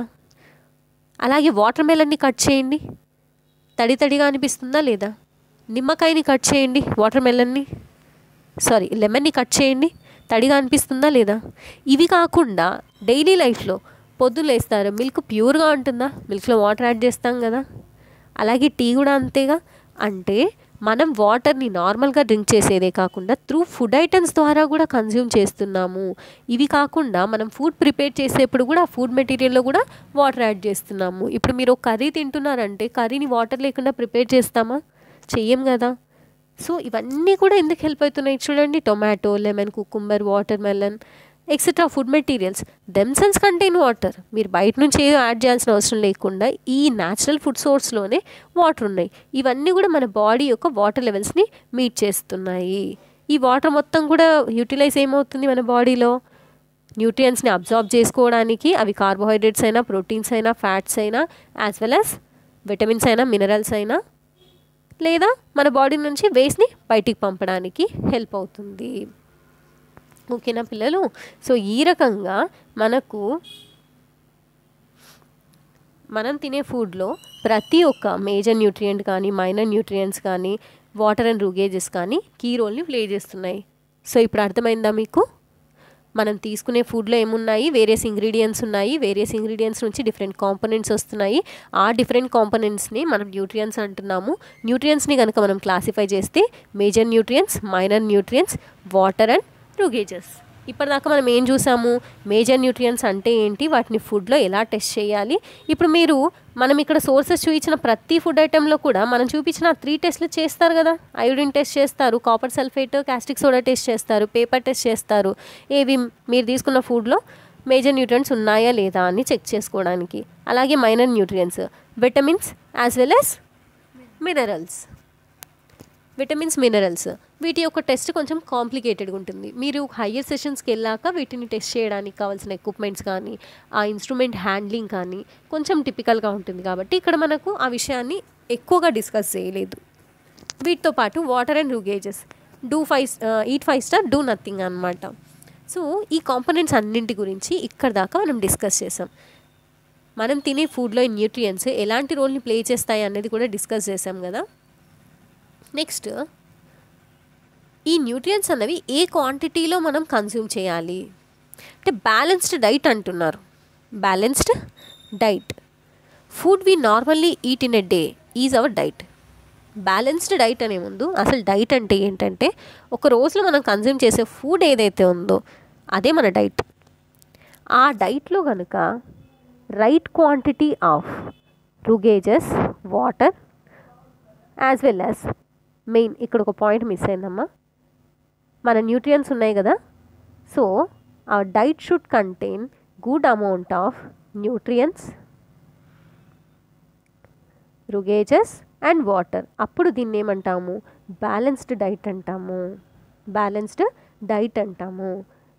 మనం తీసుకునే ఫుడ్లో చూడండి, pulses, groundnuts, soybean, sprouted seeds, moong or Bengal gram, fermented foods. అంటే మన సౌత్ ఇండియాలో ఇడ్లీ, దోశ ఇవన్నీ కూడా ఫర్మెంటెడ్ ఫుడ్డే కదా. ఫర్మెంటెడ్ ఫుడ్ అంటే ఏం లేదు, సింపుల్గా పులియబెట్టింది, ఈరోజు చేసింది ఈరోజే తినకుండా నథింగ్. బట్ ఇప్పుడు ఇడ్లీలు చేయాలంటే ఏం చేస్తారు, ముందు రోజే పిండి వేసి పెట్టి రాత్రంతా పక్కన పెట్టేస్తే పొద్దునకి పిండి పొంగుతుంది కదా. దోశ కూడా అంతే కదా. అంటే రాత్రంతా ఏమైపోయింది, పిండి బాగా ఫర్మెంట్ అయిపోయింది, పులిసిపోయింది. సో ఇలాంటి ఫర్మెంటెడ్ ఫుడ్ అనమాట. ఇది మన డైజెషన్కి మంచిది. Next, combination of flours, missi roti, అలాగే thepla, made from cereals, pulses, banana, spinach sattu, jaggery, ఇవన్నీ కూడా వెజిటేబుల్స్ నుంచి మనకు అవైల్ అవుతూ ఉన్నాయి. అలాగే వీటన్నింటిలో కూడా నెంబర్ ఆఫ్ న్యూట్రియంట్స్ ఉన్నాయి. కాబట్టి మనము ఈ బ్యాలెన్స్ డైట్ అంటే ఏమనుకున్నాము, గ్రెయిన్స్ ఫస్ట్ మనం మాట చెప్పుకున్నాం కదా, grains, pulses as well as vegetables and others. So ఇక్కడ గ్రెయిన్స్లో మనం ఏవైతే ఈ రైస్, రోటీ ఇలాంటివన్నీ తీసుకుంటున్నాం కదా అవి పల్సెస్. ఇప్పుడు చూడండి ఈ ఐటమ్స్ అన్నీ. అలాగే వెజిటేబుల్స్ అంటే any kind of vegetable. Next others అన్నప్పుడు ఏంటి, ఈ రుగేజెస్ రిచ్ ఉండేవి. సో ఇవన్నీ కూడా ప్రాపర్గా మనకి ఎప్పుడైతే ఒక మీల్ ప్లేట్లో ఉన్నాయో, ఈ ప్రపోర్షన్ అనేది కరెక్ట్గా ఉందో అదే బ్యాలెన్స్డ్ డైట్. సో ఇప్పుడు మనము ఈ మీల్ ప్లేట్ని ఒక బ్యాలెన్స్డ్ డైట్గా చెప్పుకోవచ్చా. మనం స్టార్టింగ్లో చూసాం కదా,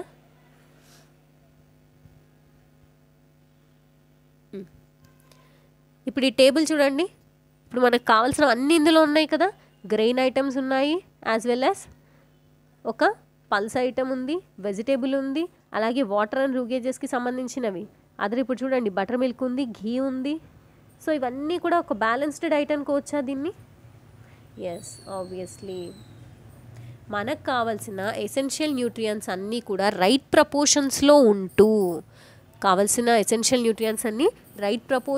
ఉంటూ రుగేజెస్ అండ్ వాటర్ కూడా కరెక్ట్గా ఉన్నప్పుడు అటువంటి డైట్ ఏమవుతుందమ్మా, బ్యాలెన్స్డ్ డైట్ అవుతుంది. కాబట్టి ఇక్కడ మెన్షన్ చేసిన ఫుడ్ మెటీరియల్స్ అన్నీ కూడా ఏదో రిచ్గా ఉన్నవాళ్ళు లేదంటే చాలా డబ్బులు పెట్టి తినాల్సిన అవసరం లేదు కదా. ఇవన్నీ నార్మల్ డైలీ లైఫ్లో కన్స్యూమ్ చేసేవే. కాబట్టి బ్యాలెన్స్డ్ డైట్ అన్నది ఎవరైనా సరే వితౌట్ ఎనీ ఎక్స్పెన్సెస్తో కన్స్యూమ్ చేయొచ్చు, హెల్త్ని కాపాడుకోవచ్చు అని చెప్తున్నారు. నెక్స్ట్, మనం తినే ఫుడ్లో అన్ని ఇంగ్రీడియంట్స్ ఉండడం ఎంత ముఖ్యమో ఆ ఇంగ్రీడియంట్స్ని ఇప్పుడు మార్కెట్ నుంచి తెచ్చినప్పుడు కూరగాయలను ఏం చేస్తాం, మనం డైరెక్ట్గా కన్జ్యూమ్ చేసేస్తామా? లేదు కదా, కుక్ చేసి కన్జ్యూమ్ చేస్తాం. అంటే ఒక కూరగాయ అయినా సరే, ఒక గ్రెయిన్స్ అయినా సరే, ఎనీథింగ్ భూమిలో పండినప్పుడు మన ఇంటికి వచ్చినప్పుడు ఎంత న్యూట్రిషియస్గా ఉంటాయో వాటిని కుక్ చేసి మనం కన్జ్యూమ్ చేసినప్పుడు కూడా అవి అంతే న్యూట్రిషియస్గా ఉండడం అవసరం. మనం ఇందాక డిస్కస్ చేసిన వాటిలో కొన్ని ఇంపార్టెంట్ పాయింట్స్ ఉన్నాయి. లైక్ ఇప్పుడు చూడండి, సమ్ వెజిటేబుల్స్ని మనం ఏం చేస్తాం, పీలింగ్ చేసేస్తాం. అంటే ఇప్పుడు వెజిటేబుల్లో అయినా కానీ ఎక్కడైనా కానీ, వెజిటేబుల్స్లో అయినా గ్రెయిన్స్లో అయినా వాటి యొక్క కంప్లీట్ కాంబినేషన్ ఏదైతే ఉందో, కంప్లీట్ అపియరెన్స్ ఏదైతే ఉందో, అందులో ప్రతి ఒక్క విషయంలో కూడా ఏదో ఒక ఇంగ్రీడియంట్స్ ఉంటాయి. రైసే తీసుకున్నాము, రైస్లో మనకి ఏమున్నాయి, కార్బోహైడ్రేట్స్తో పాటు విటమిన్ బి ఉందని చెప్పాం కదా. యాజ్ వెల్ యాజ్ మనకు దానివల్ల ఏమవుతుంది, మినరల్స్ కూడా వస్తూ ఉన్నాయి కదా. అంటే ఏంటి, ఒక ఇంగ్రీడియంట్ని, ఒక పర్టికులర్ ఇంగ్రీడియంట్ని తీసుకున్నప్పుడు ఆ ఇంగ్రీడియంట్ ఎలాగైతే నేచర్ మనకి ఇచ్చిందో అలాగే కన్జ్యూమ్ చేసుకున్నప్పుడు మాత్రమే మనము ఆ ఇంగ్రీడియంట్లో ఉన్న కంప్లీట్ న్యూట్రియంట్స్ని పొందగలము. అలా కాకుండా మన కుకింగ్ మెథడ్స్ ఏవైతే ఉన్నాయో ఇవి ఆ యొక్క ఇంగ్రీడియంట్లోని కాంపోనెంట్స్ని అఫెక్ట్ చేస్తున్నాయి. మేజర్గా మన కుకింగ్ మెథడ్స్ ఏంటి, బాయిల్ చేసి కుక్ చేస్తాం, లేదంటే ర్యాపిడ్ కుకింగ్ అంటే ఈజీగా స్టిర్ ఫ్రై చేసేస్తాం కదా అలా, అది కాదంటే స్టీమింగ్, అది కాదంటే మైక్రోవేవ్. సో ఇలా డిఫరెంట్ టైప్ ఆఫ్ కుకింగ్స్ అన్నీ యూజ్ చేయడం వల్ల సమ్ టైమ్స్ ఏమవుతుంది, కొన్ని న్యూట్రియంట్స్ మనం లాస్ అవుతున్నాం ఫుడ్ నుంచి. అది ఏ రకంగా, మనం కొన్ని ఫ్రూట్స్ కానీ వెజిటేబుల్స్కి కానీ వాటిపైన ఉన్న తోల్ని తీసేస్తాం, స్కిన్ని మొత్తం పీల్ చేస్తాం. కానీ ఆ స్కిన్లోనే కదా కొన్ని kind of vitamins and minerals ఉన్నాయి. రైస్ తీసుకున్నాం అనుకోండి, రైస్లో మనం ఏం చేస్తామమ్మా, పొట్టంతా తీసేస్తామా, కానీ ఆ రైస్కున్న ఆ పొట్టు పైన మనకు విటమిన్ బి ఉంటుంది. తీసేసి లోపల ఉన్న వైట్ రైస్ ఏదైతే ఉందో అందులో ఓన్లీ స్టార్చ్ మాత్రమే ఉంటుంది, అంటే కార్బోహైడ్రేట్ మాత్రమే ఉంటుంది. పైన పొట్టంతా తీసేస్తున్నాం, ఏం చేస్తున్నాం, దాన్ని నీట్గా స్మాష్ చేసి పౌడర్ వేసేసి ఆవులకు అంటే పశువులకి పెట్టేస్తున్నాం. తౌడు అని చెప్పేసి విన్నారా మీరు? మీకు ఇంట్లో కనుక పశువులు ఉంటే మీకు తెలుస్తుంది, వాటికి వేసే దానలో కలిపేస్తారు. అందుకే అందులోని విటమిన్ బి మొత్తం కూడా ఏమైపోతుంది, పశువులు బాగా తింటున్నాయి, చాలా హెల్తీగా ఉంటున్నాయి. మనమేమో లోపల ఉన్న స్టార్చ్ మాత్రమే తిని, అబ్బా నాకు రైస్ తిన్న వెంటనే నిద్ర వస్తుంది, ఎందుకు, కార్బోహైడ్రేట్స్ ఎక్కువ కన్జ్యూమ్ చేస్తున్నావు. అంటే నీ కుకింగ్ మెథడ్లో ఈ వేరియేషన్ రావడం వల్ల ఏమైపోయింది, నీకు ఆటోమేటిక్గా నువ్వు కొన్ని ఇంగ్రీడియంట్స్ని, కొన్ని న్యూట్రియంట్స్ని లాస్ చేస్తున్నావు. అలాగే మనం రైస్ని కూడా పోనీ అక్కడికైనా డైరెక్ట్గా దాన్ని కన్జ్యూమ్ చేస్తామంటే అది చేయము. రైస్ కానీ పల్సెస్ని కానీ పదే పదే పదే పదే వాష్ చేస్తాం. అలా వాష్ చేయడం వల్ల ఏమవుతుంది, కొన్ని విటమిన్స్, ఇప్పుడు వాటర్ సాల్యుబుల్ విటమిన్స్ ఉన్నాయి కదా, ఆ వాటర్ సాల్యుబుల్ విటమిన్స్ కనుక మనం తీసుకున్న ఈ పల్సెస్లో కానీ లేదంటే రైస్లో కానీ ఉంటే అవన్నీ ఏమైపోతాయి, వాటర్లో సాల్యుబుల్ అయిపోతాయి కదా. వాటర్లో సాల్యుబుల్ అయిపోయినప్పుడు నువ్వు తీసుకున్న ఇంగ్రీడియంట్ నుంచి వాటర్లోకి వెళ్ళిపోయాయి ఆ విటమిన్స్ అన్నీ, మినరల్స్ అన్నీ వెళ్ళిపోతున్నాయి, ఆ వాటర్ పారేస్తావు నువ్వు, అంతే కదా.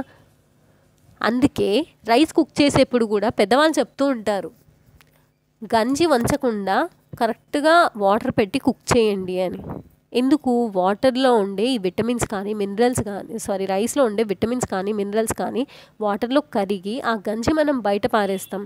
అవి తాగిన పశువులేమో హెల్తీగా ఉంటున్నాయి, ఓన్లీ రైస్ ఓన్లీ స్టార్చ్ తిన మనమేమో అన్హెల్తీగా తయారవుతున్నాం కదా. సో ఆ న్యూట్రియంట్స్ని లాస్ చేసుకోకూడదు అని. అలాగే మనం కుక్ చేస్తున్నప్పుడు ఎక్సెస్ ఆఫ్ వాటర్ యూజ్ చేయడం వల్ల కూడా ఏమవుతున్నాయి, విటమిన్స్ అండ్ మినరల్స్ అనేవి కరిగిపోతున్నాయి. అండ్ విటమిన్ సి అయితే ఎస్పెషల్లీ చాలా ఈజీగా డిస్ట్రాయ్ అయిపోతుంది. మనం ఎప్పుడైతే వంటల్ని పెద్ద మంట మీద కుక్ చేయడము, హై ఫ్లేమ్లో పెట్టి కుక్ చేయడం చేస్తామో ఆ హీట్ తాకిన వెంటనే ఏమైపోతుంది, కంప్లీట్గా విటమిన్ సి మొత్తం కూడా డిస్ట్రాయ్ అయిపోతుంది. అందుకే కదా మీరు ఫాస్ట్ ఫుడ్ తినండి, ఒక్కసారి ఆ ఫాస్ట్ ఫుడ్ తిన్నప్పుడు వాడు ఎంత అంటే ఇంట్లో అమ్మ వంట ప్రిపేర్ చేయాలంటే 1 hour టైం తీసుకుంటే, ఫాస్ట్ ఫుడ్లో మీరు వెళ్ళి కూర్చొని ఆర్డర్ చేసిన వెంటనే 10 minutesకి మీకు ఫుడ్ ప్రిపేర్ చేసి ఇచ్చేస్తాడు. ఎంత హై ఫ్లేమ్లో కుక్ చేస్తాడు అక్కడ, అసలు ఏమైనా విటమిన్స్ ఉంటాయా?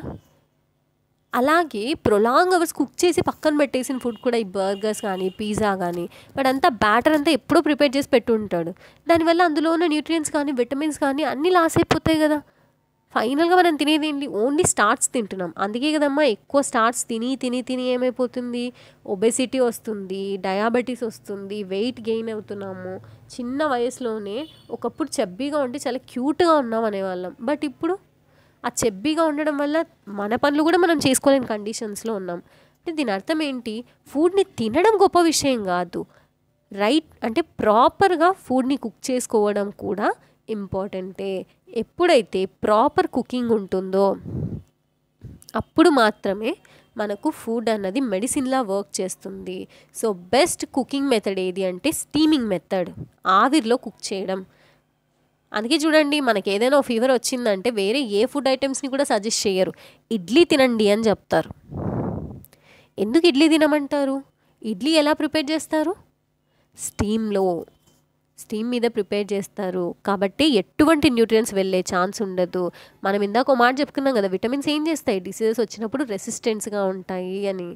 సో మనకు అలాంటి డిసీజ్డ్ కండిషన్స్లో విటమిన్ లాస్ అవ్వకుండా, నాట్ ఓన్లీ విటమిన్స్, ఎటువంటి న్యూట్రియన్స్ అయినా లాస్ అవ్వకుండా ఉండే ఫుడ్ ఏది అంటే స్టీమ్ చేసిన ఫుడే. కాబట్టి మనకి ఏదైనా మేజర్ ఆపరేషన్ జరిగినా లేదంటే హెల్త్ బాగాలేకపోయినా మోస్ట్లీ ప్రిఫర్ చేసేది ఏంటి, స్టీమ్ పైన కుక్ చేసిన ఫుడ్ తినమంటారు. యాజ్ వెల్ యాజ్ వెజిటేబుల్స్ కూడా, రా వెజిటేబుల్స్ ఏవైతే హై వాటర్ కంటెంట్ ఉంటాయో వాటిని, అలాగే ఫ్రూట్స్, మేజర్గా యాపిల్ తినమని చెప్తూ ఉంటారు కదా. సో ఫ్రూట్స్ ఇంకా మనం ఏం కుక్ చేయడానికి రాదు. ఇప్పుడంటే ఏదో కస్టర్డ్ అది ఇదని ప్రిపేర్ చేసిస్తున్నారు, కానీ జనరల్గా మనకు ఫీవర్ అది వచ్చినప్పుడు ఎట్లాంటి కస్టర్డ్స్ అవి తినలేం కదా. ఇలా రాగా కన్జ్యూమ్ చేసుకోవడం వల్ల ఏమవుతుంది, ఆ ఫ్రూట్స్లో ఉన్న కాంపోనెంట్స్ ఏమాత్రం కూడా డిస్టర్బ్ అవ్వకుండా మన బాడీలోకి ఎంటర్ అవుతాయి. అప్పుడు మన బాడీ సెల్ఫ్గానే హీల్ చేసుకోవడం స్టార్ట్ చేస్తుంది. అర్థమైందా పిల్లలు? ఫుడ్ తినడం గొప్ప విషయం కాదు, ఏ క్వాంటిటీలో, ఏ ప్యాటర్న్లో, రైట్ వేలో ఫుడ్ తింటున్నామా లేదా అన్నదే ఇంపార్టెంట్. ఇప్పుడు చూడండి, ఫస్ట్ మాట చెప్పుకున్నాం మనం, కార్బోహైడ్రేట్స్ కన్నా ఫ్యాట్సే ఎక్కువ ఎనర్జీని ఇస్తాయని. అప్పుడు అనిపించవచ్చు, సరే కార్బోహైడ్రేట్స్తో కంపేర్ చేస్తే ఫ్యాట్స్ ఎక్కువ ఎనర్జీ ఇస్తున్నాయి అన్నప్పుడు నేను రోజు మీట్ తింటాను, లేదంటే రోజు నేను ఎక్సెస్ ఆయిల్ ఉన్న ఫుడ్ తింటాను, రోజు నేను ఫాస్ట్ ఫుడ్ ఐటమ్సే తింటాను, పిజ్జా బర్గర్ ఇలాంటివన్నీ అని. అలా తిని ఏమైపోతుంది, ఆ ఫ్యాట్ మొత్తం బయటికి వెళ్తుందా? వెళ్ళదు, బాడీలో మొత్తం స్టోర్ అయిపోయి ఇక్కడ చూడండి ఇలా తయారవుతారు, ఒబెసిటీ వస్తుంది. అంటే మీ ఏజ్ చిన్నదైనప్పటికీ మీరు ఎలా కనబడతా ఉంటారమ్మా, చాలా ఏజ్డ్ పీపుల్ లాగా కనిపిస్తుంటారు. ప్రతి విషయానికి పక్క వాళ్ళ పైన డిపెండ్, ఎప్పుడు డ్రౌజీగా అనిపించడం, చాలా అంటే మీ బాడీ మీకే చాలా వెయిట్గా అనిపించడం, యాక్టివ్గా ఉండలేకపోవడం, ఇవన్నీ కూడా ఒబెసిటీ లక్షణాలు అనమాట. ఎందుకు వచ్చాయి ఇవన్నీ? ఎక్సెస్ ఆఫ్ ఫ్యాట్స్ కన్జ్యూమ్ చేయడం వల్ల. ఎక్సెస్ ఆఫ్ ఫ్యాట్స్ అనే కదమ్మా ఒబెసిటీ రావడానికి reason, only excess of fats అనే కాదు, కార్బోహైడ్రేట్స్ మీరు కన్జ్యూమ్ చేసి ఎటువంటి వర్క్ చేయకుండా ఒకే చోట కూర్చున్నా కూడా.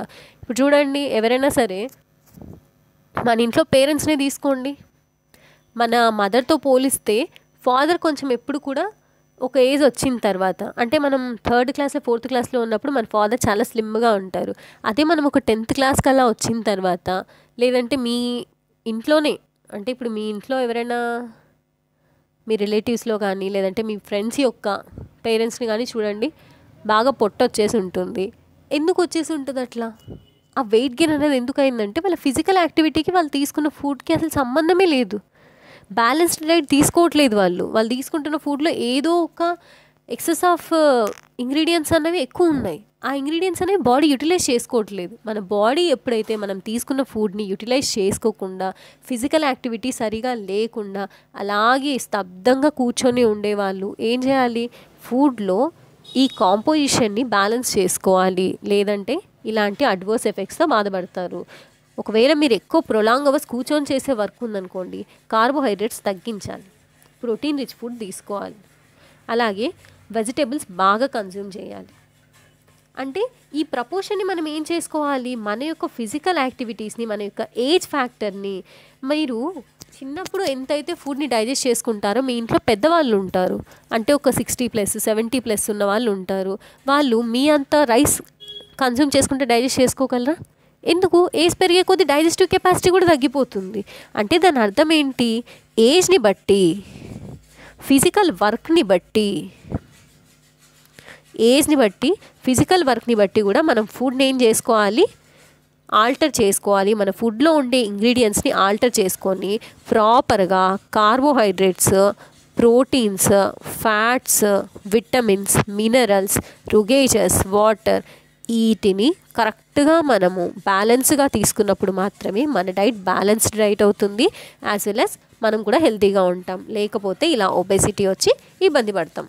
ఒకవేళ ఎక్సెస్గా తీసుకుంటే ఒబెసిటీ వచ్చింది, మరి తక్కువగా తీసుకుంటే, తీసుకోవాల్సిన ఫుడ్ కన్నా తక్కువ తీసుకుంటే, మీరే ఉన్నారు ఇంట్లో ఉన్నప్పుడైతే అమ్మ బాగా నీట్గా కుక్ చేసి పెడతారు, బాగా తింటారు, హ్యాపీగా హెల్దీగా ఉంటారు. అదే ఏదైనా ట్రావెల్ చేస్తున్నారు, ఒక ఊరు నుంచి ఇంకో ఊరికి వెళ్తున్నారు, ఆ ట్రావెలింగ్ టైంలో ట్రైన్లో వెళ్తున్నారు అనుకుందాం. మీరు ఇంటి నుంచి తీసుకెళ్ళిన మీ జర్నీ ఒక 2 days అనుకుంటే, మీరు ఇంటి నుంచి తీసుకెళ్ళిన క్యారీ మొత్తం 1 dayకి అయిపోయింది.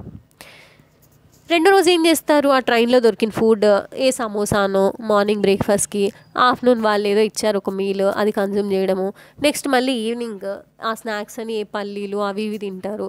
నైట్ వచ్చేసరికి మళ్ళీ ఆ రైల్వేలోనే తీసుకొని ఏదో ఒక బ్రేక్ఫాస్ట్ ఐటెం లాగా తినేసి ఇంకా వదిలేస్తారు. అంటే ఏ దోశ, ఇడ్లీ ఇట్లాంటివి తినేసి వదిలేస్తారు, అవునా? సో అలాగే మీరు ఒక 10 days ట్రిప్కి వెళ్ళారనుకోండి, ఆ 10 days మీరు బయట ఇట్లా ఏదో ఒకటి టైంకి దొరికింది తింటూ ఉన్నారనుకోండి, మీరు ఇంటికి వచ్చేసరికి వెళ్ళేప్పుడు ఎంత ఎనర్జీతో ఉన్నారో అంతే ఎనర్జీని ఫీల్ చేస్తారా? చెయ్యరు. ఎందుకు చెయ్యరు? ఎందుకంటే మీ డైట్లో వేరియేషన్ వచ్చింది. ఇప్పుడు మీరు ఇంట్లో ఉన్నప్పుడు గ్రెయిన్స్, పల్సెస్, వెజిటేబుల్స్, అదర్స్ అని చెప్పేసి ఏ ప్రపోర్షన్ అయితే మెయింటైన్ చేశారో, ఏ components, major nutrients, minor nutrients, water and roughages ఇవన్నీ మెయింటైన్ చేసి బ్యాలెన్స్డ్ డైట్ని తీసుకున్నారో, మీరు బయటికి వెళ్ళినప్పుడు ఆ డైట్ యొక్క ప్రపోర్షన్ ఏమైపోయింది? చేంజ్ అయిపోయింది. దానివల్ల ఏమైపోయింది? మీరు తీసుకుంటున్న ఫుడ్లో మేజర్ న్యూట్రియంట్స్ అయినా, మైనర్ న్యూట్రియంట్స్ అయినా, వాటర్ అండ్ రొగేజెస్ అయినా కూడా తక్కువ అయ్యాయి. వీటి యొక్క లెవెల్ ఏమైంది? డిక్రీజ్ అయింది. వీటి లెవెల్ కనుక ఇలాగే డిక్రీజ్ అయింది అనుకోండి, మీరు వెంటనే ఏమైపోయారు? నెమ్మదిగా ఎనర్జీ లాస్, యాక్టివ్గా లేకపోవడము, లేదంటే జర్నీలోనే కొద్దిమందికి ఫీవర్ వచ్చేస్తూ ఉంటుంది. సో ఈ కండిషన్స్ అన్నీ కూడా ఎందుకు? మన డైట్ యొక్క ప్రపోర్షన్ చేంజ్ అవ్వడం వల్ల వచ్చింది. మరి అన్నీ బాగున్న మీరే ఇలా ఉన్నారంటే, బిలో పావర్టీ లైన్ దగ్గర ఉన్న వాళ్ళ పరిస్థితి ఏంటి? చాలామంది కూడా పూర్ పీపుల్ ఉన్నారు కదా, మరి వాళ్ళు బ్యాలెన్స్డ్ డైట్ తీసుకోగలరా? ఇందాక నేను చెప్పాను ఇక్కడ ఓ మాట, ఎక్కువ ఎక్స్పెన్సెస్ లేకుండా కూడా మనం హెల్తీ డైట్ని తీసుకోవచ్చు అని. ఇదిగోండి బ్యాలెన్స్డ్ డైట్లో ఇవన్నీ అందరూ కన్జ్యూమ్ చేయగలరా? అందరూ కన్జ్యూమ్ చేయడానికి అవైలబుల్గా ఉన్నాయి, ఇవి కూడా కొనుక్కోలేని వాళ్ళు ఉంటారు కదా. సో అలాంటి వాళ్ళు ఏమవుతుంది మరి? అంత డెఫిషియన్స్, అంత పావర్టీ కండిషన్లో ఉన్న వాళ్ళు ఈ ఫుడ్ ఐటమ్స్లో ఈ న్యూట్రియంట్స్ డెఫిషియన్సీ వల్ల కొన్ని డిసీజెస్ని ఫేస్ చేస్తున్నారు. సో మనం తీసుకునే ఫుడ్లో 1 or more న్యూట్రియంట్స్ కనుక ప్రొలాంగ్ పీరియడ్ పాటు డెఫిషియన్సీ ఉంటే, దానివల్ల వచ్చే డిసీజెస్ని ఏమంటారమ్మా? డెఫిషియన్సీ డిసీజెస్ అంటారు. ఆ డెఫిషియన్సీ డిసీజెస్లో పర్టికులర్గా మనం తీసుకునే ఫుడ్లో కనుక ఎనఫ్ ప్రోటీన్ లేకపోతే, ప్రోటీన్ అనేది తక్కువ ఉంటే గ్రోత్ ఏమైపోతుంది? స్టంటెడ్ గ్రోత్, తగ్గిపోతుంది. ఎందుకు గ్రోత్ తగ్గిపోతుంది? Proteins are the body builders అని చెప్పుకున్నాం కదా. బాడీ బిల్డ్ అవ్వాలంటే ప్రోటీన్ ఉండాలి. ప్రోటీన్ తగ్గిందంటే బాడీ బిల్డ్ అవుతుందా? లేదు, గ్రోత్ ఆగిపోతుంది కదా. సో ఆటోమేటిక్గా ప్రోటీన్స్ డెఫిషియన్సీ ఉంటే ఏమవుతుంది? గ్రోత్ ఆగిపోతుంది. దీన్నే మనం క్వాషియోర్కార్ అంటాము. ఏమంటాం? క్వాషియోర్కార్. మనం తీసుకునే ఫుడ్లో కనుక ప్రోటీన్ డెఫిషియన్సీ వస్తే మేజర్గా మనము ఎఫెక్ట్ అయ్యే డిసీజ్ ఏంటి? క్వాషియోర్కార్ డిసీజ్. అలాగే ప్రోటీన్ డెఫిషియన్సీ వల్ల ఏమేమి ఫీచర్స్ కనిపిస్తాయి? గ్రోత్ తగ్గిపోతుంది, స్వెల్లింగ్ ఆఫ్ ఫేస్, మొహం ఉబ్బుతుంది, డిస్కలరేషన్ ఆఫ్ హెయిర్. చాలామందికి చిన్న వయసులోనే జుట్టు తెల్లబడిపోతుంటుంది. దాని అర్థం పాపం వాళ్ళు ఏదో ఏజ్ అయిన వాళ్ళను మనం టీచ్ చేయకూడదు వాళ్ళని. యాక్చువల్లీ నీకు ప్రోటీన్ డెఫిషియన్సీ ఉందిరా, నువ్వు బాగా ప్రోటీన్ రిచ్ ఫుడ్ తీసుకో అని ఎంకరేజ్ చేయాలి. చదువుకున్నారు కదా, అలా అన్నమాట. సో వాళ్ళు అడ్వర్స్ డిసీజెస్కి ఎఫెక్ట్ అవుతారు. అలాగే డయేరియా, ఎప్పుడు కూడా 2 రోజులకి ఒకసారి ఏం ఫుడ్ తిన్నా సరే వాళ్ళకి పడదు, ఎక్కువ డయేరియా అవుతూనే ఉంటుంది, అంటే మోషన్స్ అవుతూనే ఉంటాయి. దానివల్ల బాడీ మొత్తం డిహైడ్రేట్ అవుతుంది కదా. సో ఈ కండిషన్స్ అన్నీ ఎందుకు వస్తున్నాయి? ప్రోటీన్ డెఫిషియన్సీ ఉండడం వల్ల. సో ప్రోటీన్ డెఫిషియంట్ అయితే వచ్చే డిసీజ్ ఏంటమ్మా? క్వాషియోర్కార్. అలాగే మనం తీసుకున్న డైట్లో ప్రోటీన్స్, కార్బోహైడ్రేట్స్ రెండూ డెఫిషియంట్ ఉంటే, అంటే చాలామంది కనీసము రోటీ కానీ రైస్ కానీ అది కూడా కొనుక్కోలేని స్టేజ్లో ఉంటారు కదా. సో పల్సెస్ కూడా తినలేరు, ఇంకా రైసే కొనుక్కోలేకున్నారంటే ఇంకా పల్సెస్ కూడా కొనుక్కోలేని కండిషన్లోనే ఉంటారు కదా. సో అప్పుడు వాళ్ళకు కార్బోహైడ్రేట్స్ అందట్లేదు, ప్రోటీన్స్ అందట్లేదు. ఇది ప్రొలాంగ్ పీరియడ్ కంటిన్యూ అయితే వాళ్ళ గ్రోత్ ఏమైపోతుంది? కంప్లీట్గా స్టాప్ అయిపోతుంది. ఎందుకు అంటే ఇంక ఎనర్జీ కూడా రావట్లేదు ఇక్కడ వాళ్ళకి. బాడీ బిల్డ్ అవ్వడమే కాదు, కార్బోహైడ్రేట్స్ నుంచి ఎనర్జీ వస్తుంది కదా, బాడీలో ఉన్న ప్రతి ఫంక్షన్ని కూడా వాళ్ళు మెయింటైన్ చేయాలి, యాక్టివ్గా ఉండాలి. అదే కార్బోహైడ్రేట్స్ కూడా తగ్గినప్పుడు చూడండి, గ్రోత్తో పాటు ఏమవుతుంది? చాలా వీక్ అవుతారు వాళ్ళు, not even able to move. ఎందుకు? మూవ్ అవ్వాలన్నా, మన పనులు మనం చేసుకోవాలన్నా ఎనర్జీ కావాలి. ఎనర్జీ ఎక్కడి నుంచి వస్తుంది? కార్బోహైడ్రేట్స్ నుంచి వస్తుంది. సో ఇలా కార్బోహైడ్రేట్స్, ప్రోటీన్స్ రెండు తగ్గిపోయినప్పుడు ఏమవుతుంది? కనీసం మూవ్ అవ్వలేము, చాలా వీక్గా ఉంటాము, యాజ్ వెల్ as బాడీలో డెవలప్మెంట్ కూడా అయిపోతుంది. సో కార్బోహైడ్రేట్స్ ప్రోటీన్స్ డెఫిషియన్సీ కలెక్టివ్గా వస్తే మనం ఎఫెక్ట్ అయ్యే డిసీజ్ ఏంటంటే మెరాస్మస్. ఓన్లీ ప్రోటీన్స్ అయితే క్వాషియోర్కర్, అదే కార్బోహైడ్రేట్స్ ప్రోటీన్స్ అయితే మెరాస్మస్. అలాగే కొన్ని రకాల విటమిన్స్ మనం చెప్పుకున్నాం కదా, విటమిన్ ఏ నుంచి విటమిన్స్ ఒకవేళ వాటి డెఫిషియన్సీ వస్తే వచ్చే డిసీజెస్ ఏంటి? విటమిన్ ఏ క్యారెట్ నుంచి వస్తుంది కదా మనకి, అలాగే మ్యాంగో నుంచి కూడా వస్తుందని చెప్పుకున్నాం కదా. ఈ విటమిన్ ఏ అన్నది మేజర్గా మనకు మన విజన్ని సరిగ్గా ఉండడంలో చాలా హెల్ప్ చేస్తుంది. విటమిన్ ఏ ఎందులో హెల్ప్ చేస్తుందమ్మా? మనకు డిమ్ లైట్లో మనం చూడాలి అంటే మన రెటీనాలో రొడాప్సిన్ అని చెప్పేసి ఒక కెమికల్ అనేది ప్రొడ్యూస్ అవ్వాలి. ఆ రొడాప్సిన్ని ప్రొడ్యూస్ చేయాలి అంటే విటమిన్ ఏనే ఉండాలి. ఒకవేళ విటమిన్ ఏ కనుక డెఫిషియన్సీ వస్తే మనకు విజన్ ఉండదు, అంటే పూర్ విజన్, డార్క్నెస్లో మనం చూడలేమన్నమాట. చీకటిగా ఉంది అంటే మనం నార్మల్గా అయితే మనం చూడగలం కదా, కాసేపటి తర్వాత అయినా సరే మనము ఓకే ఇక్కడ పలానా వస్తుంది అని చెప్పేసి నెమ్మదిగా మనకు ఆ డార్క్ విజన్ కూడా కనిపిస్తుంది. కానీ విటమిన్ ఏ తగ్గినప్పుడు ఏమవుతుంది? కంప్లీట్గా మనం ఒక్కోసారి ప్రొలాంగ్ పీరియడ్ పాటు విటమిన్ ఏ కనుక తగ్గిపోతే మనం విజన్ని పూర్తిగా లాస్ అయ్యే ఛాన్సెస్ కూడా ఉన్నాయి. అలాగే విటమిన్ బి1 కనుక డెఫిషియన్సీ వస్తే మనకు బెరీ అనే డిసీజ్ వస్తుంది. ఈ బెరీ అనే డిసీజ్ ఏం చేస్తుంది? మజిల్స్ని వీక్ చేసి వెరీ లిటిల్ ఎనర్జీ, ఏ పని చేయడానికైనా సరే మన దగ్గర అసలు ఎనర్జీ ఉండదు. ఎందుకు? విటమిన్ బి అనేది తగ్గిపోయింది. విటమిన్ బి అనేది మజిల్స్ ప్రాపర్గా ఫంక్షన్ చేయడానికి యూజ్ అవుతుంది. ఎప్పుడైతే విటమిన్ బి తగ్గిపోయిందో మన మజిల్స్ అన్నీ కూడా ప్రాపర్ ఫంక్షనింగ్కి అవసరమైన విటమిన్ బి లేదు కాబట్టి వీక్ అయిపోయినప్పుడు ప్రాపర్ ఫంక్షన్స్ ఏం జరగట్లేదు. చిన్న పనులు చేయడానికి కూడా చాలా నీరసం వచ్చేస్తుంది. అసలు మజిల్స్ని ఇలా మూవ్ కూడా చేయలేకపోతున్నాం. నెక్స్ట్ విటమిన్ సి కనుక డెఫిషియన్సీ వస్తే స్కర్వీ అనే డిసీజ్ వస్తుంది. అంటే విటమిన్ సి ఏం చేస్తుంది? మన గమ్స్ని హెల్తీగా ఉంచడానికి యూస్ అవుతుంది. నేను మీకు స్టార్టింగ్లో చెప్పాను ఏమని, మీరు ఎప్పుడైనా యాపిల్ ఇలా నోటితో కొరికినప్పుడు బ్లీడింగ్ చూసారా మీ గమ్స్లో అని? అలాంటి కండిషన్ ఎవరికి వస్తుందంటే విటమిన్ సి తగ్గిన వాళ్ళకి వస్తుంది. విటమిన్ సి మన గమ్స్ని హెల్తీగా మెయింటైన్ చేయడంలో హెల్ప్ అవుతుంది. విటమిన్ సి తగ్గినప్పుడు ఏమవుతుంది? గమ్స్ అనేవి బ్లీడ్ అవ్వడం, అలాగే వూండ్స్, మనకి ఏదైనా దెబ్బ తగిలినా సరే త్వరగా మానుతుందంటే నీ ఒంట్లో విటమిన్ సి కరెక్ట్గా ఉందని అర్థం. అదే మనకు ఒక దెబ్బ తగిలినప్పుడు మానడానికి చాలా టైం తీసుకుంటుందంటే కళ్ళు మూసుకొని మీరు ఒక్కటే రియలైజ్ అవ్వాలి, మీ బాడీలో విటమిన్ సి తక్కువ ఉంది. So that's why my wounds are taking too longer to heal. I have to take the vitamin C rich food ఏది ఉందో చూడండి, కన్జ్యూమ్ చేయండి. నెక్స్ట్ విటమిన్ డి ఏం చేస్తుంది? మన బోన్స్ని హెల్దీగా మెయింటైన్ చేస్తుంది. ఒకవేళ విటమిన్ డి తక్కువైందనుకోండి, మనకు బాడీలో కాల్షియం అందుతుందా? లేదు. కాల్షియం అందకపోవడం వల్ల బోన్స్ ఏమైపోతాయి? పెల్స్గా అయిపోతాయి, అంటే చాలా సాఫ్ట్గా అయిపోతాయి. బోన్స్ ఎలా ఉండాలి? స్ట్రాంగ్గా ఉన్నప్పుడే కదా. అలా కాకపోతే నువ్వు కింద పడితే ఏమవుతుంది? ఈజీగా బోన్స్ అనేవి బెండ్ అయిపోతాయి, లేదంటే బ్రేక్ అయిపోతాయి. ఎప్పుడైతే బాడీలో విటమిన్ డి తగ్గుతుందో బోన్స్ అన్నవి సాఫ్ట్గా అయ్యి బెండ్ అవుతాయి. దీన్నే రికెట్స్ అంటాము. అలాగే కాల్షియం, ఇప్పుడు మినరల్స్ తీసుకుంటే కాల్షియం తీసుకుంటే చూడండి, కాల్షియం కూడా ఏం చేస్తుందమ్మా? మనకి బోన్స్ హెల్త్ని మెయింటైన్ చేస్తుంది కదా. కలెక్టివ్గా విటమిన్ డి అండ్ కాల్షియం ఏం చేస్తున్నాయి? బోన్ హెల్త్ని మెయింటైన్ చేస్తున్నాయి. సో మనకి ఇక్కడ కాల్షియం తగ్గినప్పుడు ఏమవుతుంది? బోన్ హెల్త్, టీత్ డికేయింగ్ రెండు స్టార్ట్ అవుతాయి. అలా స్టార్ట్ అయిపోయి గ్రాడ్యువల్గా ఏమవుతుంది?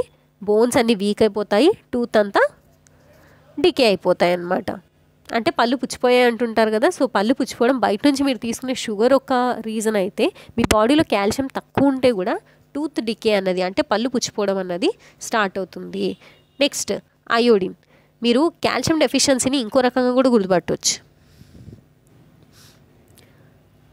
ఎప్పుడైనా సరే మీరు పిల్లలు స్లెట్ పెన్సిల్స్ తినడం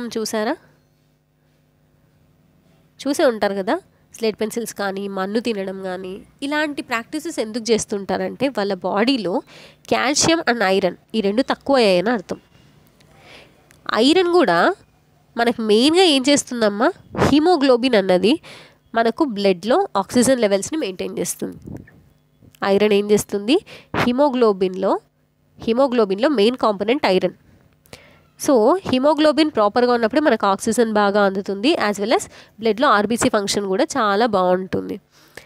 ఒకవేళ ఐరన్ కనుక తక్కువైతే మనకేమవుతుంది, బాడీలో వీక్నెస్ కనిపిస్తుంది, చాలా నీరసం వచ్చేస్తుంది, బ్లడ్ తగ్గిపోతుంది. బ్లడ్ తగ్గిపోవడం అంటే ఏంటి, బ్లడ్లో ఉండే ఆర్బీసీ కౌంట్ పడిపోతుంది. ఎందుకు, ఆర్బీసీలో మెయిన్గా ఏముంటుంది, హిమోగ్లోబిన్. ఆర్బీసీలో ఏముంటుంది, రెడ్ బ్లడ్ సెల్స్. ఆర్బీసీ అంటే రెడ్ బ్లడ్ సెల్స్లో, అంటే మన బ్లడ్లో రెడ్ బ్లడ్ సెల్స్ ఉంటాయి. బ్లడ్లో ఏముంటుందమ్మా, red blood cells. Red blood సెల్స్లో హిమోగ్లోబిన్ ఉంటుంది. ఈ హిమోగ్లోబిన్లో మెయిన్ ఫ్యాక్టరే ఐరన్. ఈ ఐరన్ తక్కువ అయిందనుకోండి, హిమోగ్లోబిన్ ఫంక్షన్ తగ్గిపోతుంది. హిమోగ్లోబిన్ ఫంక్షన్ తగ్గిపోయిందంటే ఆర్బీసీ ఆటోమేటిక్గా నెంబర్ తగ్గిపోతుంది. ఆర్బీసీ నెంబర్ తగ్గిపోయిందంటే ఆటోమేటిక్గా బ్లడ్లో ఎవరి నెంబర్ తగ్గిపోతుంది, ఆర్బీసీ నెంబర్ తగ్గిపోతుంది కదా. సో బ్లడ్ తక్కువైంది అంటారు. అక్కడ బ్లడ్ కాదమ్మా తక్కువైంది, బ్లడ్లో ఆర్బీసీ తక్కువైంది, రెడ్ బ్లడ్ సెల్స్ తక్కువ అయ్యాయి. సో ఆ కండిషన్నే అనీమియా అంటాము. అలా బ్లడ్లో ఆర్బీసీ తక్కువైనప్పుడే మనకేమవుతుంది, ఆర్బీసీ ఉంటేనే కదా మనకు ఆక్సిజన్ సప్లై బాగుంటుంది. ఆర్బీసీలోని హిమోగ్లోబిన్ ఏం చేస్తుందమ్మా, ఆక్సిజన్ని సప్లై చేస్తుంది మన బాడీకి. ఎప్పుడైతే హిమోగ్లోబినే సరిగా లేదో, హిమోగ్లోబిన్లోనే కదా మనకు ఐరన్ ఉండేది, కాబట్టి హిమోగ్లోబినే సరిగా లేదో ఆక్సిజన్ సప్లై సరిగా ఉండదు. ఆక్సిజన్ సప్లై సరిగా లేకపోతే బాడీ యాక్టివ్గా ఉంటుందా, లేదు. మీరు ఒక 2 నిమిషాలు ఇలా ముక్కు మూసుకొని కూర్చోండి. 2 నిమిషాలు కాదు, ఒక 30 సెకండ్స్ ముక్కు మూసుకొని ఊపిరి తీసుకోకుండా ఉండండి. ఒక్కసారి మీకు ముక్కు ఇలా వదిలిన వెంటనే చాలా ఎక్కువ బ్రీత్ తీసుకుంటారు కదా, చాలా వీక్ అనిపిస్తుందా అలా ముక్కు మూసుకొని కూర్చున్నప్పుడు? ఎందుకు అనిపిస్తుంది, ఎందుకంటే మన నాస్ట్రిల్స్ ఓపెన్ ఉన్నప్పుడు మనం ఆక్సిజన్ ఇన్హేల్ చేస్తున్నాం. ఆక్సిజన్ నుంచి మనకి ఏమవుతుంది, ఎనర్జీ వస్తుంది, మన బ్రెయిన్కి కావాల్సినంత ఎనర్జీని సప్లై చేస్తుంది. కాబట్టి బ్రెయిన్ బాడీకి సిగ్నల్స్ పంపిస్తుంది. అప్పుడు బాడీ హెల్తీగా యాక్టివ్గా అన్ని వర్క్స్ చేసుకుంటుంది. ఎప్పుడైతే మన బ్లడ్లో ఆక్సిజన్ తగ్గిపోతుందో ఆటోమేటిక్గా ఏమవుతుంది, బాడీ అన్నది వీక్ అవుతూ వస్తుంది. సో ఆ రకంగా మనం ఇక్కడ ఐరన్ డెఫిషియన్సీ వస్తే ఏమవుతుంది, ఎనీమియా వస్తుంది, బాడీ వీక్నెస్ కండిషన్ కనిపిస్తుంది. Next iodine. అయోడిన్ మేజర్గా మనకు సాల్ట్ నుంచి వస్తుంది. అయోడిన్ ఎక్కడి నుంచి వస్తుందమ్మా, సాల్ట్ నుంచి వస్తుంది. ఒకవేళ అయోడిన్ తక్కువ అయితే కనుక మెయిన్ మనకేమవుతుంది, ఇక్కడ మన నెక్ దగ్గర ఉండే థైరాయిడ్ గ్లాండ్. ఒకసారి ఇక్కడ గొంతు దగ్గర అందరూ ఇలా చేపెట్టి చూడండి. సో మీ థొరాసిక్ రీజన్లో, మీ గొంతు భాగంలో థైరాయిడ్ అనే గ్లాండ్ ఉంటుంది. ఈ థైరాయిడ్ గ్లాండ్ ఏం చేస్తుంది, బాడీ యొక్క మెటబాలిక్ ఫంక్షన్స్ని, అంటే బాడీ ఎంత యాక్టివ్గా ఉండాలి అన్న విషయాన్ని డిస్కస్ చేస్తుందన్నమాట. అలాగే ఈ థైరాయిడ్ గ్లాండ్ ఏం చేస్తుంది, మెంటల్ గ్రోత్ని కూడా మనకి మెయింటైన్ చేస్తుందన్నమాట. ఒకవేళ మనం తీసుకునే ఫుడ్లో ఈ థైరాయిడ్ గ్లాండ్ అనేది ప్రాపర్గా వర్క్ చేయాలంటే ఏం కావాలమ్మా, అయోడిన్ కావాలి. ఒకవేళ మనం తీసుకున్న ఫుడ్లో కనుక అయోడిన్ తక్కువగా ఉంటే ఈ గ్లాండ్ ఏమవుతుంది, ఆ నెక్ దగ్గర ఉన్న గ్లాండ్ ఉబ్బిపోతుంది అనమాట, అంటే స్వాలన్ కండిషన్లో ఉంటుంది. దానివల్ల అది ప్రాపర్గా ఫంక్షన్ అవ్వకపోవడం వల్ల పిల్లలు ఏమవుతారు, మెంటలీ రిటార్డెడ్. అంటే మీరు ఎప్పుడైనా కొద్దిమంది పిల్లలు చూసారా, వాళ్ళేమో ఒక 14-15 ఇయర్స్ లాగా కనబడుతుంటారు, బట్ వాళ్ళ బిహేవియర్ మొత్తం కూడా చాలా చిన్న పిల్లల్లాగా, అంటే ఏదైనా చేతికిస్తే తీసి విసిరేయడం కానీ, చాలా చిన్న పిల్లల బిహేవియర్ చూపిస్తారు. ఒక 2 or 3 year కిడ్స్ ఎలా బిహేవ్ చేస్తారు, 14-15 ఇయర్స్ ఉన్న కిడ్స్ అలా బిహేవ్ చేస్తారనమాట. సో అది ఎందుకు వస్తుంది, తీసుకున్న ఫుడ్లో అయోడిన్ డెఫిషియన్సీ ఉండడం వల్ల. సో అయోడిన్ డెఫిషియన్సీ ఉంటే వచ్చే కామన్ డెఫిషియన్సీ డిసార్డర్ ఏంటమ్మా, గాయిటర్. అంటే గొంతు దగ్గర కొద్దిమందికి ఉబ్బినట్టుగా అనిపిస్తుంది కదా. సో హాస్పిటల్కి వెళ్తే టెస్ట్ చేసి ఏం చెప్తారు, మీకు గాయిటర్ వచ్చిందండి, సింపుల్ గాయిటర్ అని చెప్పేసి. దానికి రీజనే అయోడిన్ తక్కువ కావడం అన్నమాట. సో ఇవి పిల్లలు మనం తీసుకునే ఫుడ్లో మేజర్ న్యూట్రియంట్స్ అయినా మైనర్ న్యూట్రియంట్స్ అయినా, ఈ మేజర్ న్యూట్రియంట్స్ యొక్క సోర్సెస్ మనం మొదటి నుంచి ఏం చూసామో ఒక్కసారి చెప్పుకుందాం.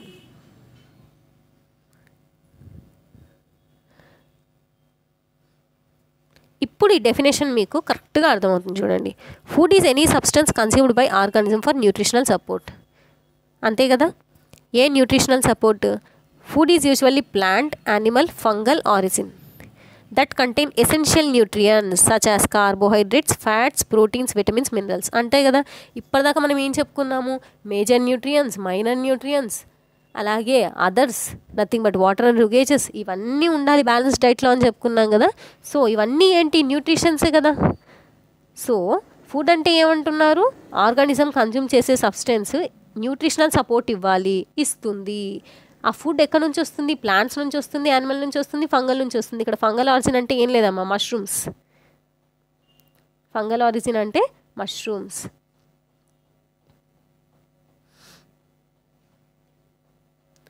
సో ఈ మష్రూమ్స్ కూడా వచ్చేస్తున్నాయి కదా. ఇవన్నిట్లో ఏముండాలంట న్యూట్రియన్స్, మేజర్ న్యూట్రియన్స్ ఏమేమి ఉన్నాయంటే ఇక్కడ కార్బోహైడ్రేట్స్, ఫ్యాట్స్,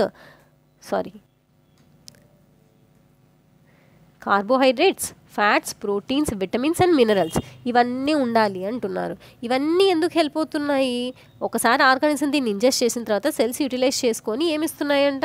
ఎనర్జీ ఇస్తున్నాయి, మెయింటైన్ లైఫ్, సపోర్ట్ గ్రోత్. అంతే కదా. కార్బోహైడ్రేట్స్, ఫ్యాట్స్ ఏమో ఎనర్జీ ఇస్తున్నాయి, ప్రోటీన్ ఏమో బాడీ బిల్డింగ్కి హెల్ప్ చేస్తున్నాయి, విటమిన్స్ ఏమో డిసీజ్ రెసిస్టెన్స్గా వర్క్ చేస్తున్నాయి, మినరల్స్ ఏమో అలాగే బాడీని మెయింటైన్ చేస్తూ వస్తున్నాయి, అంటే ప్రాపర్ గ్రోత్కి, డెవలప్మెంట్కి హెల్ప్ చేస్తున్నాయి. సో ఇవన్నీ కలెక్టివ్గా వర్క్ చేస్తున్నాయి కదా. అంటే ఫుడ్లో ఉండే ఇంగ్రీడియంట్స్ అన్నీ, న్యూట్రియంట్స్ అన్నీ కూడా కలెక్టివ్గా ఎందుకు వర్క్ చేస్తున్నాయి? To maintain the life, to support the growth. ఇప్పుడు ఫుడ్కి డెఫినేషన్ కరెక్ట్గా వచ్చేసింది కదా. సో మనం ఈ లెసన్లో ఏం చూసాం?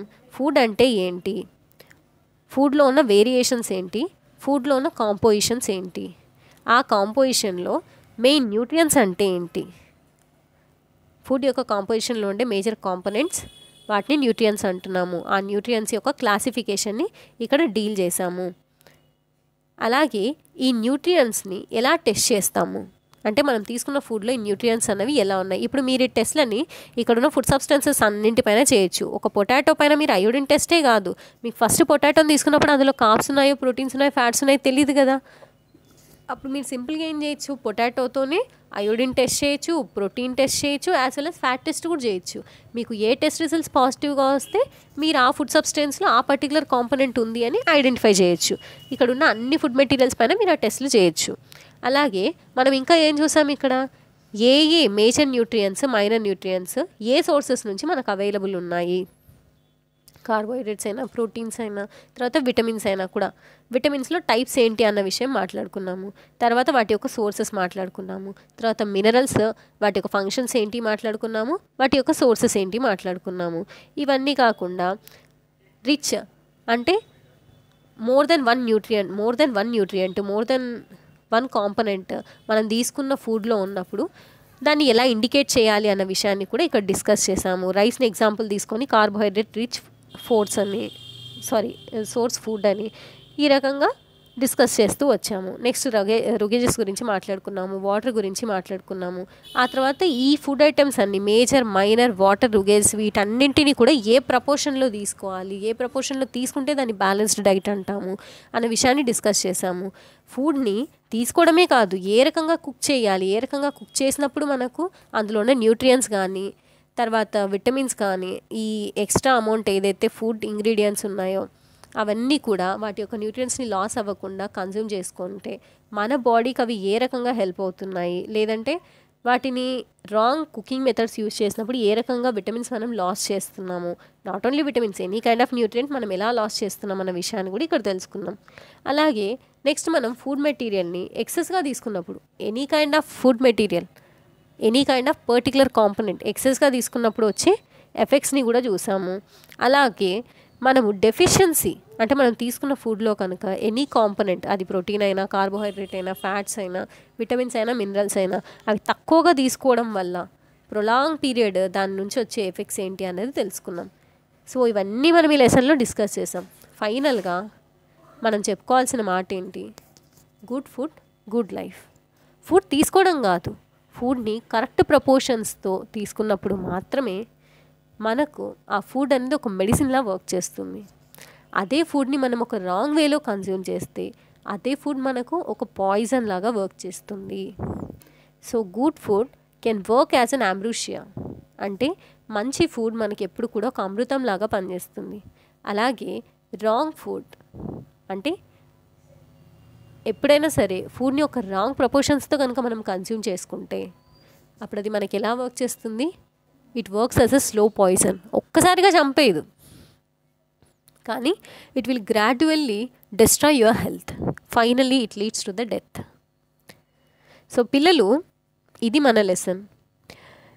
నేను ఇక్కడ మీకు కొన్ని క్వశ్చన్స్ అడుగుదామని అనుకుంటున్నాను. బట్ ఇవాళ లెసన్ కంక్లూడ్ చేస్తాను. ఈ పీడిఎఫ్ని కూడా నేను డిస్క్రిప్షన్లో మీకు అవైలబుల్ పెడతాను, చూడండి. లేదు డిస్క్రిప్షన్లో ఒకవేళ నేను దీన్ని అవైలబుల్గా పెట్టకపోయినా మీరు ఒకసారి వీడియో పాస్ చేసుకొని పీడిఎఫ్ మొత్తం చదవండి. దీని గురించి మనం లేటర్ క్లాసెస్లో కొన్ని క్వశ్చన్స్ని డిజైన్ చేసుకొని డిస్కస్ చేద్దాం. ఎందుకంటే ఇప్పుడు మనకి ఇక్కడ చాలా క్వశ్చన్స్ మనం కంపోజ్ చేయొచ్చు ఈ లెసన్లో. ఫర్ ఎగ్జాంపుల్ ఇక్కడ నేను ఒక మాట వాడాను, diversity in food habits, unity in composition అని. సో అలా నేను అడగొచ్చు ఇక్కడ ఒక question. So which among the following is comes under the grains అని, లేదంటే which among the following foods. ఇక్కడ నేను చాలా ఫుడ్ ఎగ్జాంపుల్స్ చెప్పాను కదా. సో ఈ ఫుడ్లో ఒక ఆప్షన్స్లో నేను ఒక 4 ఆప్షన్స్ ఇచ్చేసి which among the following foods consist carbohydrates, నేను ఇక్కడ మిక్స్డ్ ఇచ్చేస్తాను ఆప్షన్స్లో. కార్బోహైడ్రేట్స్ రిచ్ సోర్సెస్ ఇస్తాను, ఫ్యాట్ సోర్సెస్ ఇస్తాను. వాటిలోంచి మిమ్మల్ని కేవలం కార్బోహైడ్రేట్స్ మాత్రమే పికౌట్ చేయమనేలా ఇలా మల్టిపుల్గా అడగొచ్చు. అంటే which among the following foods contain carbohydrates, proteins, fats, ఈ 3 కూడా ఉండే కామన్ ఫుడ్ మెటీరియల్స్ ఏంటి పికౌట్ చేయండి అని కూడా ఆప్షన్స్ ఇవ్వచ్చు. అంటే నెంబర్ ఆఫ్ క్వశ్చన్స్ మనం ఇక్కడ వీటి డెఫిషియన్సీ పైన కూడా, విటమిన్ ఏ డెఫిషియన్సీ వస్తే వచ్చే డిసీజ్ ఏంటి, లేదంటే విటమిన్ సి డెఫిషియన్సీ వస్తే వచ్చే డిసీజ్ ఏంటి, లేదంటే స్టేట్మెంట్స్ ఇవ్వచ్చు. ఒకవేళ which among the following statements are related to vitamin C అని చెప్పేసి ఒక స్టేట్మెంట్లో విటమిన్ సి రిచ్గా ఉండే సోర్సెస్ ఏంటి, తర్వాత ఇంకొక స్టేట్మెంట్లో విటమిన్ సి ఏ ఫుడ్ సబ్స్టెన్స్లో లేదు, విటమిన్ సి తక్కువైతే వచ్చే డిసీజ్ ఏంటి. సో ఇలా నెంబర్ ఆఫ్ క్వశ్చన్స్ అనేవి మనం ఇక్కడ ప్రిపేర్ చేయొచ్చు. అర్థమవుతుందా? సో దీని గురించి నేను ఇంకో క్లాస్ తీసుకుంటాను. క్వశ్చన్స్ అన్నీ నీట్గా ప్రిపేర్ చేశాక దాన్ని ఇంకో వీడియోలో అప్లోడ్ చేస్తాను. ఓకే పిల్లలు, this is our first lesson. మనం దీన్ని ఈ సెషన్ని ఇక్కడితో కంక్లూడ్ చేసేద్దాం. మళ్ళీ నెక్స్ట్ క్లాస్లో కలుద్దాం. అప్పటిదాకా కావేరి కాంతారావు మీకు బాయ్ చెప్తుంది.